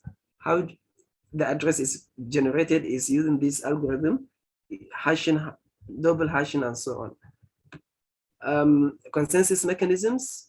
There are a lot of consensus mechanisms. Many. Actually, when I was writing one paper, I realized there are over 60 consensus mechanisms. But the famous one is called proof of work, which is used by Bitcoin and Ethereum and many of them. However, Ethereum wants to change, is using to another version, but still we are waiting for them. Proof of stake, PBFT, I will give a reference to a paper so you can get the detailed information of this because of the time. So proof of work, in proof of work, the miners compete to generate a block. How do they compute? They need to do a lot of computations.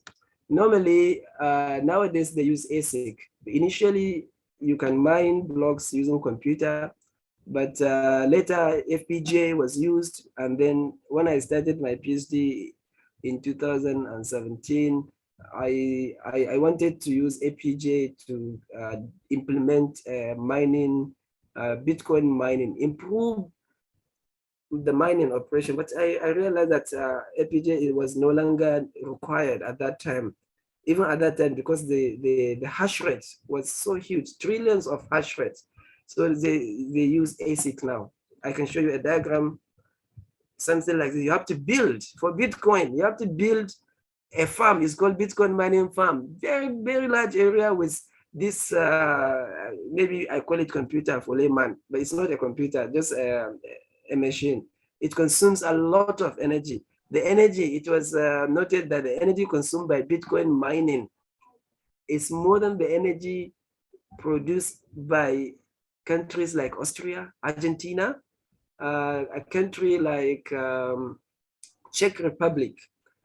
And it's also more than the energy produced by over 171 countries, such as let's say Nigeria, this Egypt, small countries, if you add up, not add up. Doctor, sorry, this is me again, Doctor. We're running out of time. We are still running out of time. Okay, yes. let me So it's 3:40 now. Let me go much faster. Well, please bear with me. I have a 1 minute. You could conclude in a minute, please, sir. Maybe 2 minutes. So applications of cryptocurrencies, there are a lot.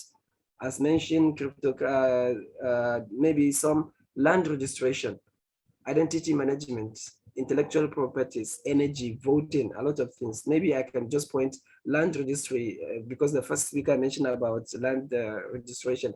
Georgia is a country that put all its land registry on blockchain. And for the health, Estonia put all its health records on blockchain. There are a lot of companies utilizing blockchain for insurance, banking, and so on. You can see here, and an example for cryptocurrencies, maybe Bitcoin, healthcare, health bank. These are the companies that use blockchain for certain application. I can show you famous ones like Kaspersky for voting and so on. This is just adoption. It started 2019, and many proof of concepts. And in 2019, we have a lot of blockchain system, but they are not only doing cryptocurrency. They are doing many other applications. So these are the platforms. I think it's important people to know what are the platforms in blockchain. Bitcoin, Ethereum, these are platforms for cryptocurrencies. For non-cryptocurrencies, you can use Hyperledger, Fabric. Even Hyperledger, there are 6 of them, and then Coda, Ripple, and many of them. I'm just going, these are the companies using blockchain. R3 is a consortium of over 200 financial institutions all over the world. Any prominent bank is part of R3. IBM, Microsoft, Oracle, Facebook are going to release their coin called Libra. We are still waiting for them. Actually, I think they are waiting for the approval from the United States Congress. Musk, this is the biggest consortium of this shipping. I think the first speaker mentioned about shipping. So they have TradeLens. TradeLens is their blockchain network. They used to track shipment. If you use DHL, maybe you can use TradeLens to track, oh, my message is, my parcel is maybe in so-so country. Walmart, for food. Well, a lot of companies, because of the time, let me just go Hyperledger. For the countries using blockchain now, like Georgia, as I told you, United Arab Emirates, that is Dubai, right? Dubai is the capital. Uses blockchain for internal banking between the internal transaction between its banks. I think there is a collaboration between Dubai and Saudi Arabia. Estonia, Saudi Arabia, as I mentioned, USA, many countries, UK, Sweden, a lot of companies use blockchain. A country, I mean country, not a company in a country. These are the whole country. I hope Nigeria will benefit. Even China are going to release their currency. So these currencies are called central banks digital currencies. They are different from the public cryptocurrencies. Just like the Enr. Enr also is based on blockchain, but it's a stable coin based on blockchain. It's one of the, maybe next time, engineer, just maybe that's all. Then challenges, scalability issues because the speed, security issues, privacy, quantum computing, and so on. But I want to add a little on the security. Even though blockchain is very strong, but there are some security issues still. Mostly scams, vulnerabilities in the smart contracts, and so on. So a lot of coins. I think it was estimated that about $2 billion US was stolen from cryptocurrencies since 2017, and even 2018, $1.64 billion US was stolen. There were issues in Ethereum. You can now see Ethereum has been forked into two. Why? Because there were a case about $60 million US was stolen. And in blockchain, you can see where the money goes. Everyone knows, oh, it's from this account to this account, but you cannot change because it's append only. Then there's a division, and people say, we cannot. Some people say we agree, so there is a fork. So there is still a security concern. And if you have more questions, maybe we can answer in the thank you. In the thank you, Dr. As I've mentioned. So here, I think this is one of my first papers. Maybe if you need more information, I think most of the information I have mentioned, I have extracted it from this paper. It's there. You can read. You can have a lot of information. And if you want to start blockchain, maybe for development or something, there are a lot of guides from YouTube and so on. Maybe you can also contact anybody. I know I don't have much knowledge, but if you still find me important, you can still contact me or somebody.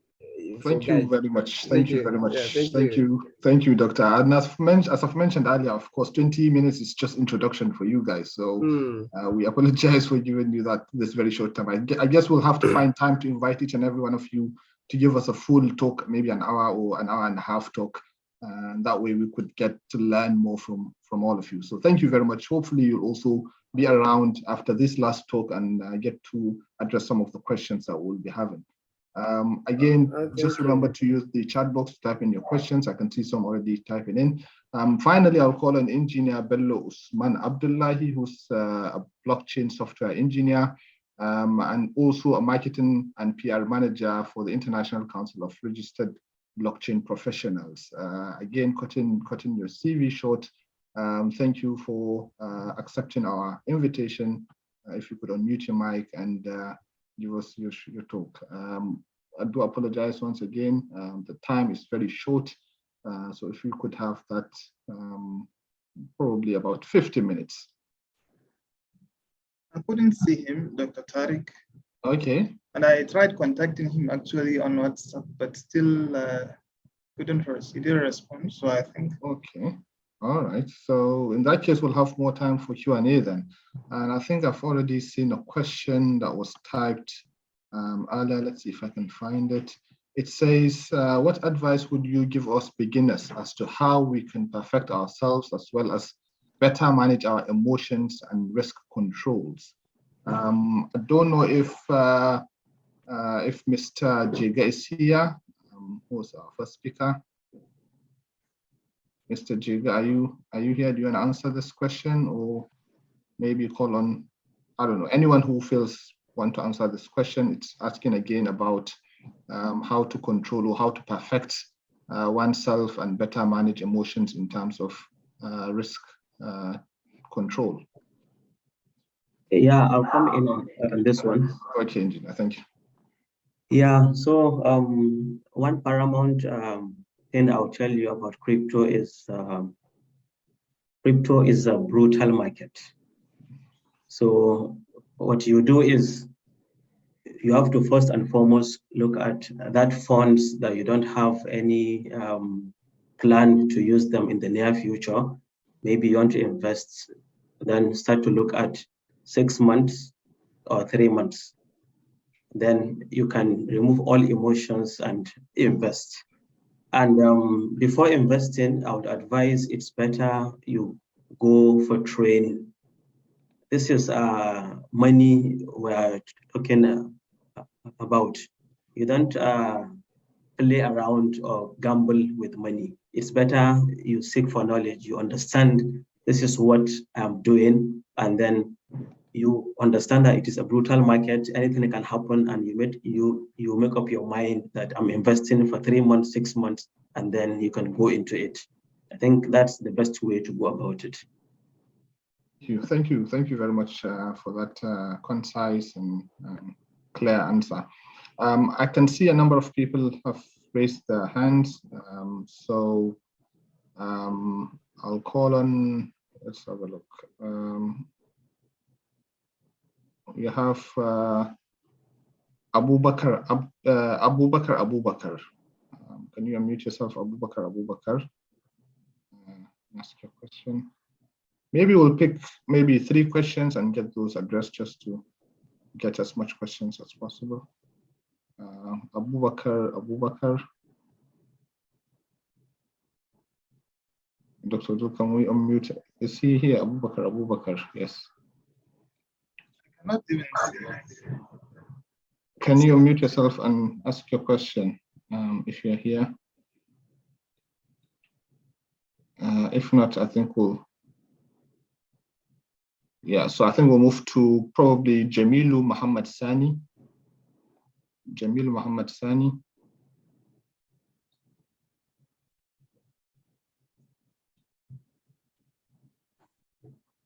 Jamil Muhammad Sani.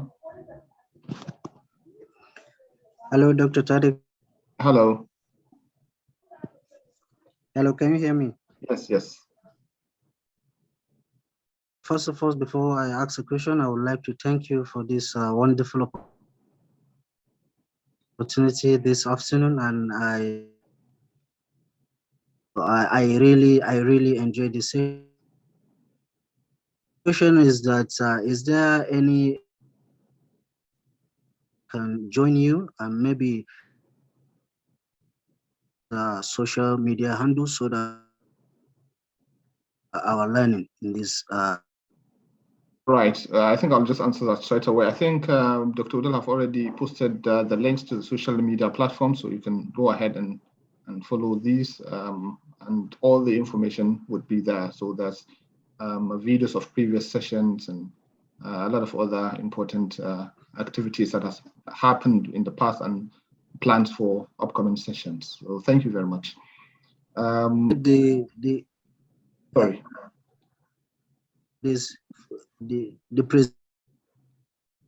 The presentation, we'll try and ask, get those and also share those in, I think, Dr. Yakubu, where we share in the Telegram. Telegram, yes, Telegram. Okay. Thank you.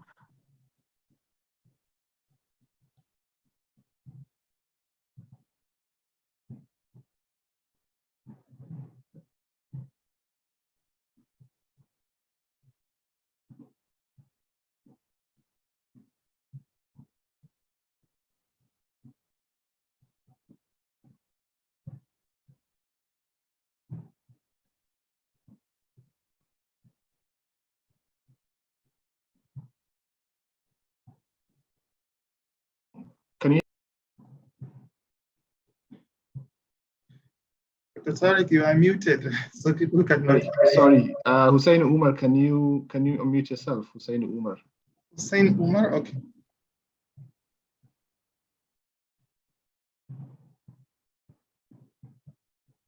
Hussein Umar, I can see you're muted now. Can you ask your question?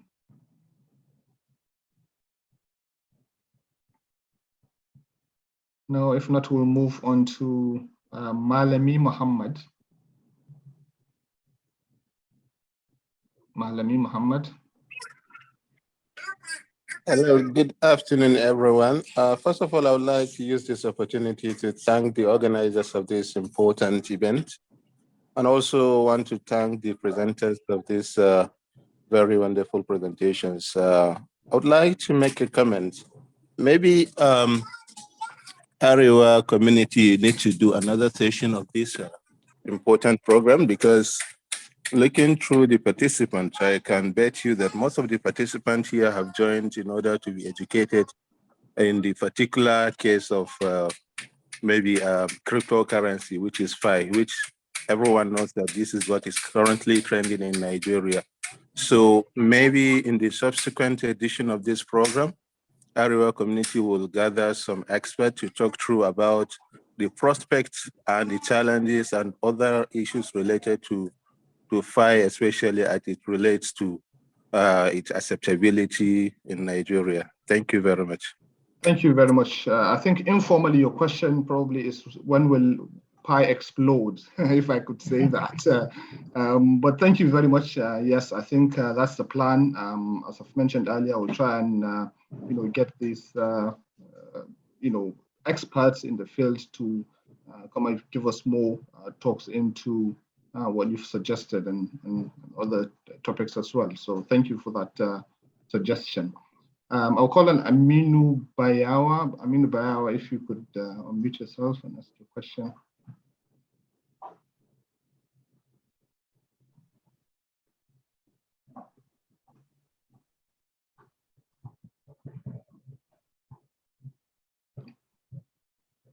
Aminu Bayawa. Maybe you have to do gender. Yeah, hello. Yes, that's right. Yes. Thank you for the opportunity. I think I just want to ask a simple question. Who holds the key to all this technology? I asked this question because of what happened recently when the West decided to get Russia out of is it the SWIFT or technology, and I am afraid if somebody. Unfortunately, we lost you there. Oh, hello. Yes. Sorry. Yeah, it's some country or some ideology holds our jugular vein. By the time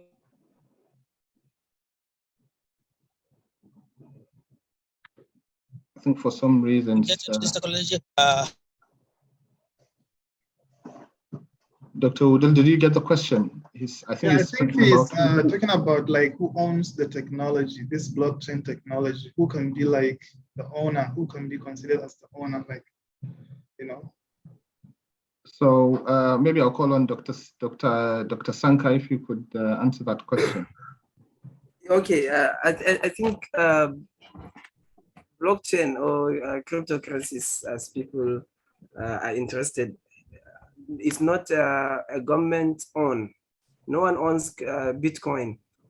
No owner. So no one can remove, let's say, one country from. Actually, it started by founders.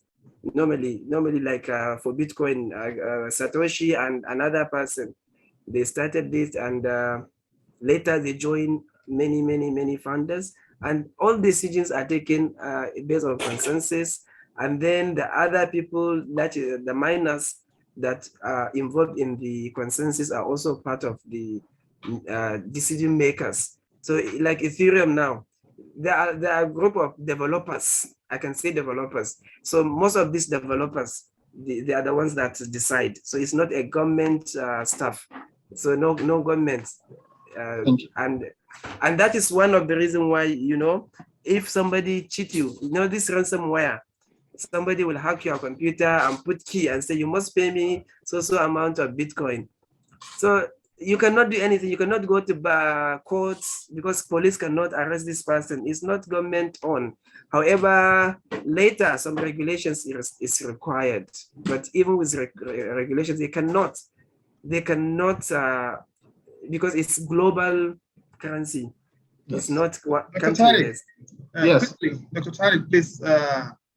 I know you want to allow the lady that raised her hand to speak, but before then, quickly, on behalf of our participants, there are many questions coming. If we will just get like in 30 seconds, the opinion of maybe each of the presenters about this, so-called high mining or Pi network. Yes. What do they have to say? Just so that people have the feelings, Let's start with Dr. Sanka, since he's. Dr. Sanka, what is your opinion about Pi? Thank you so much. I think my opinion about Pi is that people should not put a lot of they shouldn't expect so much actually from Pi, because Pi was initially created by graduates like me from Princeton University, and they want a currency where everyone can mine.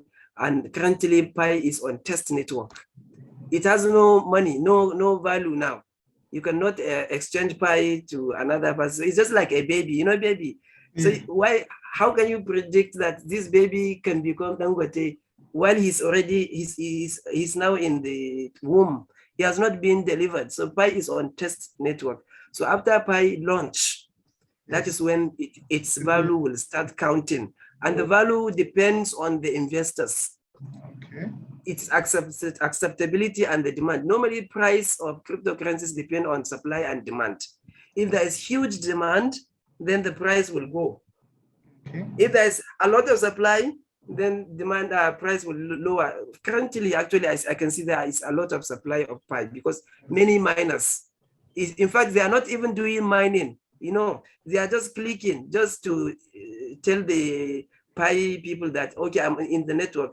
And these people are benefiting a lot from people because they use your data for advertisements, and they use the money to develop the system. So you cannot tell anything about Pi. Nobody can tell. So what do you think? What do you think is the reason, like, behind the speculations, like one Pi will cost hundreds of millions or something? What do you think is the reason behind that, especially in Nigeria? In Nigeria, I cannot say, maybe because our people do not know much about cryptocurrencies. I don't know, or maybe there are some people that are advertising Pi a lot. I know Google help these people to advertise Pi a lot, and that helps actually worldwide. It's not only in Nigeria this speculation that's going on. There are a lot of other countries, but actually you shouldn't expect much, because I think currently, even if you want to price Pi, it will be 0.000 something. So when it starts, it will start as 0 point something. So depending on what happens then, after it starts, then the price may start increasing. Maybe after 1 year, I think Pi may reach 1,000, for example, 1,000 USD. But you cannot compare 1,000 USD with Bitcoin, which is now 19,000. So my advice to people is that if you want to use Pi, do it just as a game or as a hobby, but don't expect too much. Okay, that's good. Let's hear from Engineer Bakoji also. He would have, I know, some opinion. Just in 1 minute. So yeah, sure. I have something to say on Pi, to be honest. Yeah, in as much as Dr. Sanka has said it all, that you shouldn't expect much. But what I'll tell you is, even if I'm using my money to buy a coin, the first thing I look at is how much is the maximum supply of that coin. Then from there, you would know that, okay, this is the supply and this is the limit that we can have. In the case of Pi, people are just clicking and they call it mining. You don't know how many of this coin are we having. So by so doing, it doesn't make any sense to me, to be honest. So I will tell you is vague, because in crypto, it is understood that the market uses sentiments.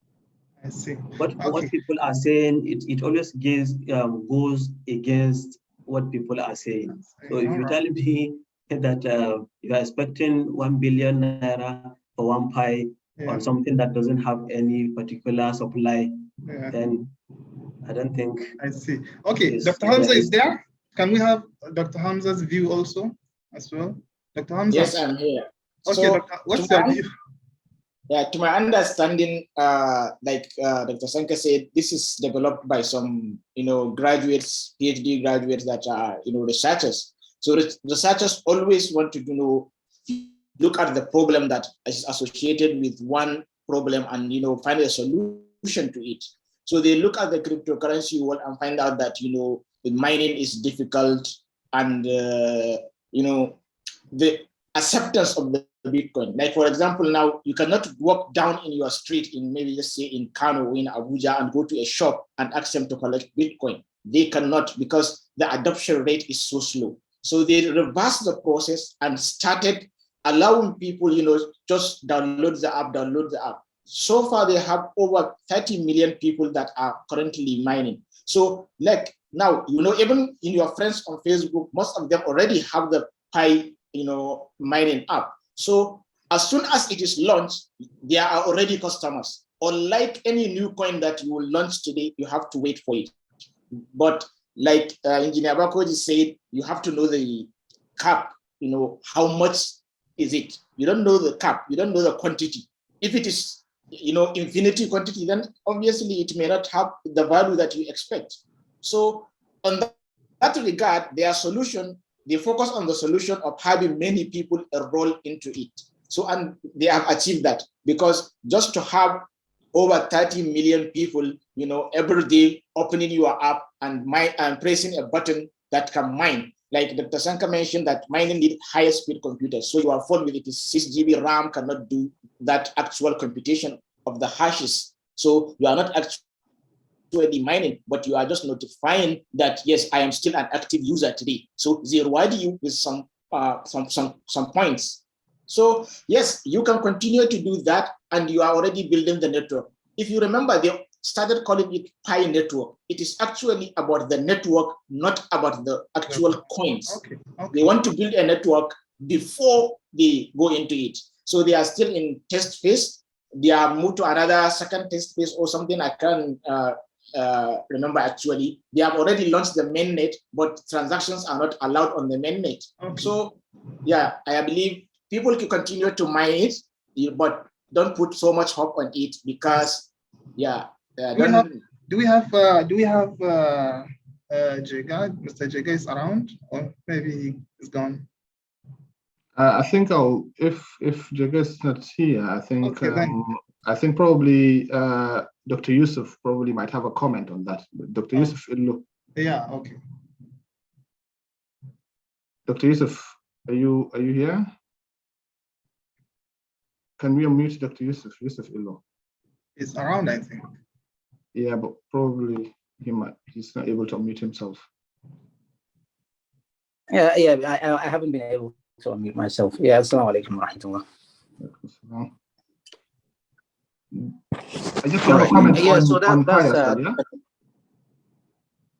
Yes, on Pi, just a very brief general comment, then the comment on Pi, although it's been beautifully, remarked upon.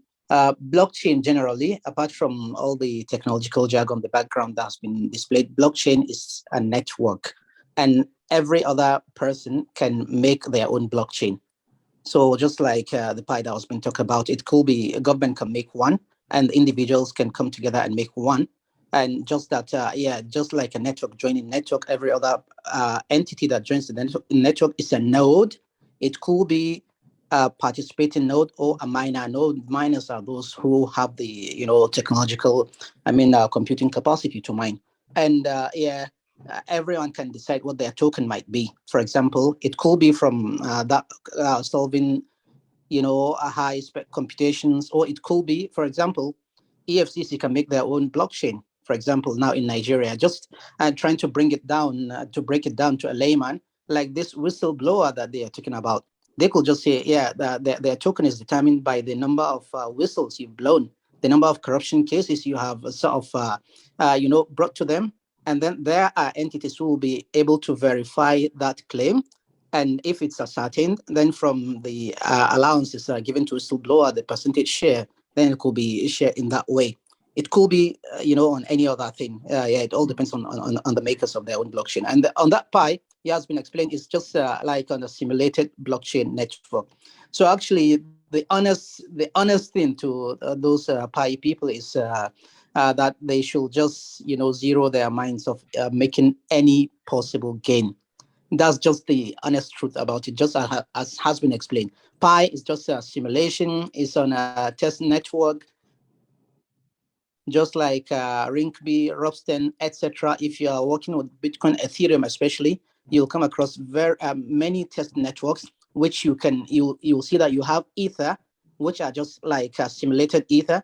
You can initiate a transaction, and you can allocate the gas you want to pay for that transaction, and you have miners to mine that transaction, and then that amount of gas will be taken out of your balance.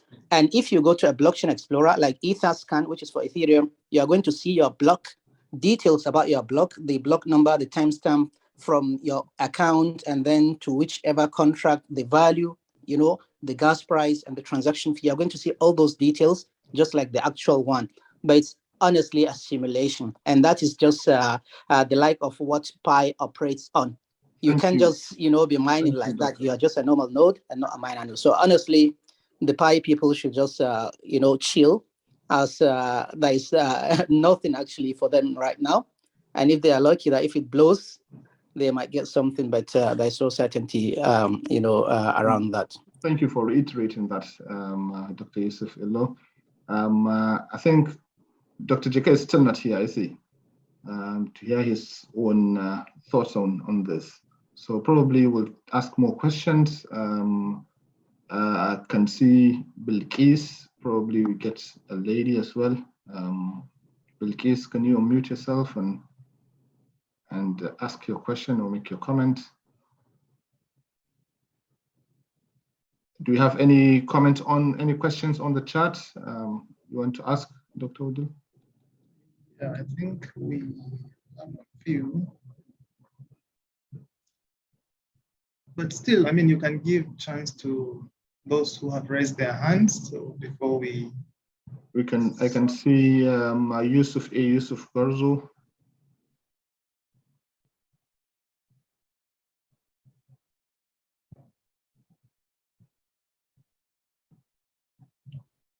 Yusuf Garzo, can you unmute yourself?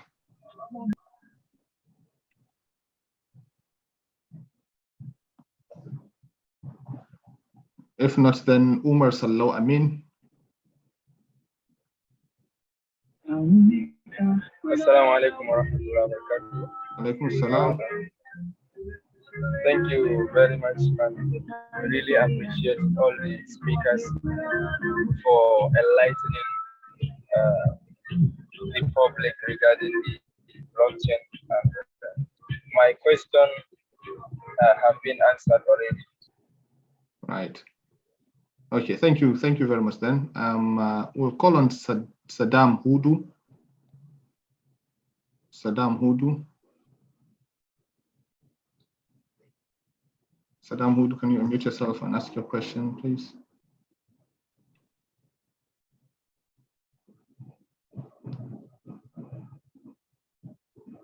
If not, then Marzouk Ibn Abdullah.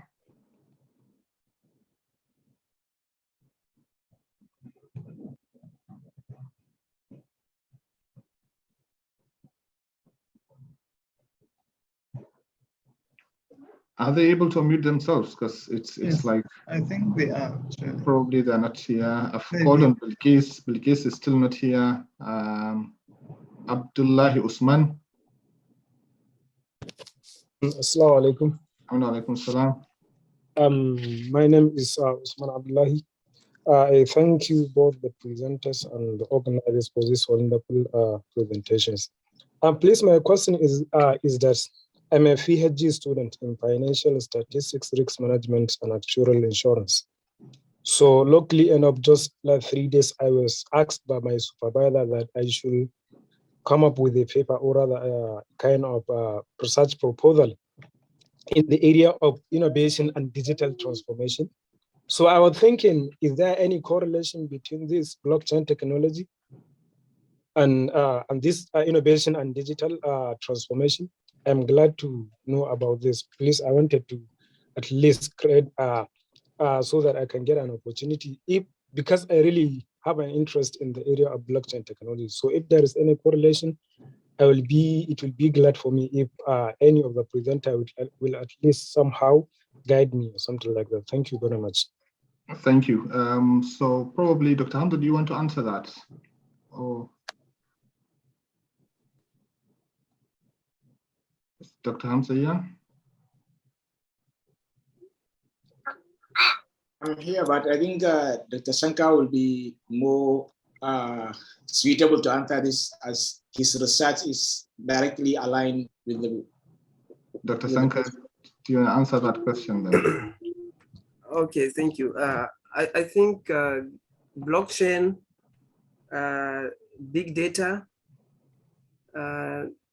Internet of Things, and some industrial IoT and so on. These are called emerging technology. And but those that are related to the information technology, you can consider blockchain and the big data. Big data, maybe also machine learning. I forgot. I'm sorry. Artificial intelligence. So I think the answer is yes. Blockchain is an emerging technology that relates to information technology. I think you can consider blockchain or maybe machine learning. But I see you work on financial stuff. So blockchain is a perfect thing that relates to finance. So fintech is a financial technology. In Hong Kong, I'm now in Hong Kong, and Hong Kong is one of the hub for financial institutions globally. So there are a lot of banks, or I can say industries using blockchain, financial industries using blockchain. Also, big data, artificial intelligence, they are all part of the emerging technologies related to fintech, machine learning. This you can look at it from the art aspect, not from the science engineering aspect. We look at it from engineering, but you can look at it from the your side aspect. Maybe now if you use Facebook or many of these platforms, they use artificial intelligence to guess what you need and so on. So you can also consider artificial intelligence or maybe blockchain. I think they are much related. Thank you. Right. Thank you, Doctor. There's Techno Spark here. There's no name, Techno Spark. Do you want to ask a question? If not, then Huawei Y7 Prime. If not, we'll move on to Salim. I think Salim made a comment that he wanted to ask. Okay, Huawei Y7, yes. Assalamu alaikum. Of course, alaikum salam. Good evening, my presenters. I just want to appreciate you for this wonderful presentation this evening on this issue of cryptocurrency and blockchain. I think it's one of the most emerging technology. Do you have a question, or is it a comment that you have? Okay, I guess it's a comment. So thank you for that. Salim Al Hassan. Assalamu alaikum. Alaikum salam. My name is Salim. It's wonderful to see you guys here. To be honest with you, this is the first time I'm joining the forum, so I will be making a comment and a question at the same time, and a bit of a suggestion. Just I'll try to minimize the time as soon as maybe just give me 3 minutes. Bear with me. Thank you. Oh. Well, for some reason you're muted. Now? Yes, we can hear you. Yes. Okay, super. So it's been a very interesting discussion, and something that really I resonated with, due to the fact that while I'm still in Nigeria and I'm currently in the fintech industry in Nigeria, also providing financial services across the country, especially in the payment industry. And the discussion on blockchain, it's something that we've been looking at, and I had hoped that Mr. Jega would be around to answer some of the few things I have to say, but I'll throw them out there still, and maybe we can get some few questions out. So Dr. Yakubu was a former colleague with we studied together, at least at some point. Dr. Sanka was once my teacher. He taught me physics and data science. So I really appreciate those guys. It's nice to see you making progress in life. The first thing I want to say is this: the financial industry in Nigeria is a bit different. Most people don't even understand what blockchain is, and there is a trust and cultural issue around using even normal bank cards, not to even mention when you go into the ideas of what fintech is, what blockchain is. And the whole idea for me now is how do we use blockchain to extend financial inclusion to highly populace of the North that are really underbanked, which is the challenge we are facing right now. Primarily, one of the biggest challenge we have right now in the North is funding for SMEs, small business owners that want to have access to small finance to be able to extend their services. And if we could achieve this, it will instantly see, we could see a growth, a boost in the economy of, especially of the North, where access to this kind of things are a bit difficult. Now, the challenges are this, and I hope somebody can probably, come up with solutions to this. Number one, culture. Number one, religion. When you're beginning to access finance, you're beginning to talk of things like blockchain, things like banking, things like loans. The first thing that comes in is it halal? Is it haram? Interest? Things like that start popping in. An Ustaz gave a fatwa a couple of while back regarding POS, claiming that it is haram to do POS because that is exchange of money there essentially, which it's more like the gas fee when you're using blockchains, and it literally crashed the POS business in the North until other people came in to sort of give their own fatwa on that. No, it's not. It's fully legalized. Now the question is this now. Can we use blockchain? Is there any idea around, does anyone have any idea around how we can use blockchain to probably extend financial services to the North? And how do we breach Islamic, how do we breach religion? How do we breach culture around the adoption of this technology within the Northern space? And secondly, a lot of youths have ideas in the North. A lot of youths do have ideas. One thing I was told just 3 days ago, it's that there is virtually zero VCs within the Northern space that are willing to inject money or finance ideas that are springing up to foster this things. They are predominantly found in Lagos. And before you get access to, I met someone that raised $1.2 million in 4 days without having an audited account. You can't have that in the North. Nobody will give, we're looking for 500,000 naira. Nobody is willing to invest in your idea or even listen to you to extend those ideas and see if they are valid and even have a test run. So the question is, how do we bridge that gap, please? So two questions, if anyone can answer that. I know I said a lot, but I hope it can be unpacked. Yes, thank you very much. So Dr. Hamza, do you want to try that now, or do you want, well, I'll give you the chance.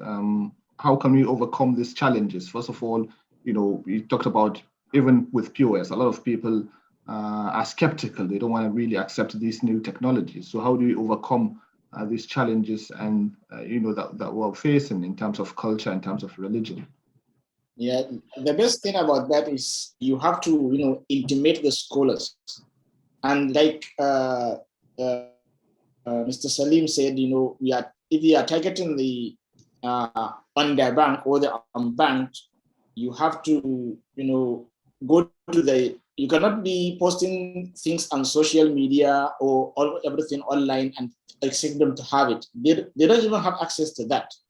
So if you are going to do that, they listen to sheikhs and all these scholars via the radio. So you have to, intimate those scholars, make them understand it. Like if you are, I think one of the popular sheikhs that, understand the concept of this and is in the advisory board of many of these halal banks in Nigeria is Dr. Bashir Ali Umar. So he has made numerous lectures about that. So even if you want to go and break this kind of understanding from people's mind, you have to have these people talk in the language that the people understand, and then we see some change regarding that. It is very important because Northerners are really holding to their religion. So you have to respect that and let them understand that, yes, it conforms to them. Like when Jai's Bank started, there are so many challenges. Some people still don't believe that, it is a non-interest banking. How will they make profit? They don't know about all these other type of contracts in Islamic finance. So you have to just educate people. You have to do that, not necessarily in a class, but you have to educate people, whether through, radio adverts, through pamphlets. You can write it in Hausa. If they don't understand that, you can go to the AYMP and what you have to just do it. That is the challenge. The second thing he mentioned, the VCs, that is the venture capital people that, fund startups, they are really, accumulated in Lagos. I think there is only one that I know of that is in Abuja. In our company, we have training where we train about 100 youth about all these new trends in technology. And these people, young people, have some ideas that are worth listening to invest to. We have one that we already implemented and everything. But like he said, to get 500,000 from investors is not easy if you're not in Lagos. So there are a lot. Maybe when I think I have shared the report with Yakubu Wudil about the training that we had for 100 people. But it is not easy to get the VCs to come down to even Abuja, talk less of, let's say, Kaduna or Kano. It is very difficult. I wish Jega was here. Maybe he might have some idea because he's in the upper cycle there. Maybe he will have some connection that he can bring some VCs to at least Kaduna or Kano, so that our people can even go there and present their ideas. Thank you.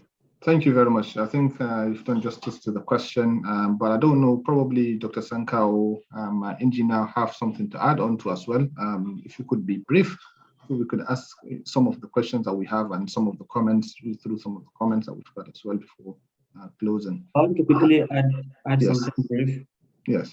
Yeah, so on the issue of culture and religion, you see, when I posted our flyer today, a lady spoke to me and asked me about, she said she's worried, is crypto really halal? So I can really understand, people who are learned are also skeptical about all those things. They feel like something is wrong, but the way I see it is, it's not all about radio, TV. We ourselves, we need to ask questions. We need to ask our scholars to understand what these things are. We need to go extra mile. We need to challenge ourselves to an extent. I've listened to Mufti Meng several times talking about crypto. He clearly said crypto is halal, but there are some aspects that needs more lecture or more knowledge on to clarify some things. But for the basics, crypto is halal. And then for those fintechs and what have you, there are scholars that talked about it. We need to challenge ourselves, to get this knowledge. We don't have to sit down and say, okay, we're waiting for somebody to tell us in the radio or maybe on the TV. And then the issue of culture. Of course, Northern Nigeria, so many things were skeptical about it. There are apps that are actually in the process to come out, like Casta, that they intend to make it seamlessly easy. That's the way we send our mails. That's the same way you used to send money to your friend or maybe pay for burger or something like that. So if you remember in my slide, I talked about Nigeria being the 8th largest country that are really into crypto. So it is actually a new concept coming in, and the adoption is getting more and more accepted. So with time, we'll see these things becoming more and more seamless, and then it will be easy for every one of us. Thank you. Thank you very much. Do you have anything to add, Dr. Sanka, to what has already been said? Yeah, I think they have mentioned first we need some enlightenment, and also we need to also educate the scholars, because the scholars, they are more knowledgeable on the Islamic side. But when about this technology, somebody has to explain to them, this is the technology. After the explanation, they understand, then they can give fatwa. I think with the fatwa, it will help. And also with regards to blockchain, I think it has to do with the government policy, like Enr. INERA has been introduced, but still I think the rate of acceptance is still low. So if government is willing, can bring about a lot of, can use blockchain for many things. And also the banks, they can also use blockchain to enhance their capability, but they have to experiment on it before they start. There is something called proof of concept. They have to do some experiments, use proof of concept and see how successful it will be before they use it. Yes.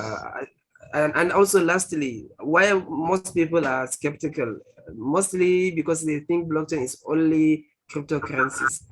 They don't know that blockchain is not only cryptocurrency, there are a lot of other benefits. And even on the cryptocurrency, because many people have been scammed. So people have to know that if you want to invest in cryptocurrency, you have to be very careful. You need to know who is this? How can I benefit? What are the risks? Try to avoid the risks. As one of the speakers mentioned, there are some, let's say even Bitcoin. If you want to invest, you have to, don't use all your money, maybe your inheritance, and sell your house and invest in Bitcoin. You may end up in a hellfire, maybe, I don't know. But if you want to invest, put in mind that this is risk. You can be at risk, and don't go into something unknown. If you don't know a coin, ask someone, please, that what is this? Is it genuine? Is it not a scam? Because sometimes some people just bring a new currency, and after they get a lot of money, they just disappear at all. They disappear with your money. So you need to know where to put your money.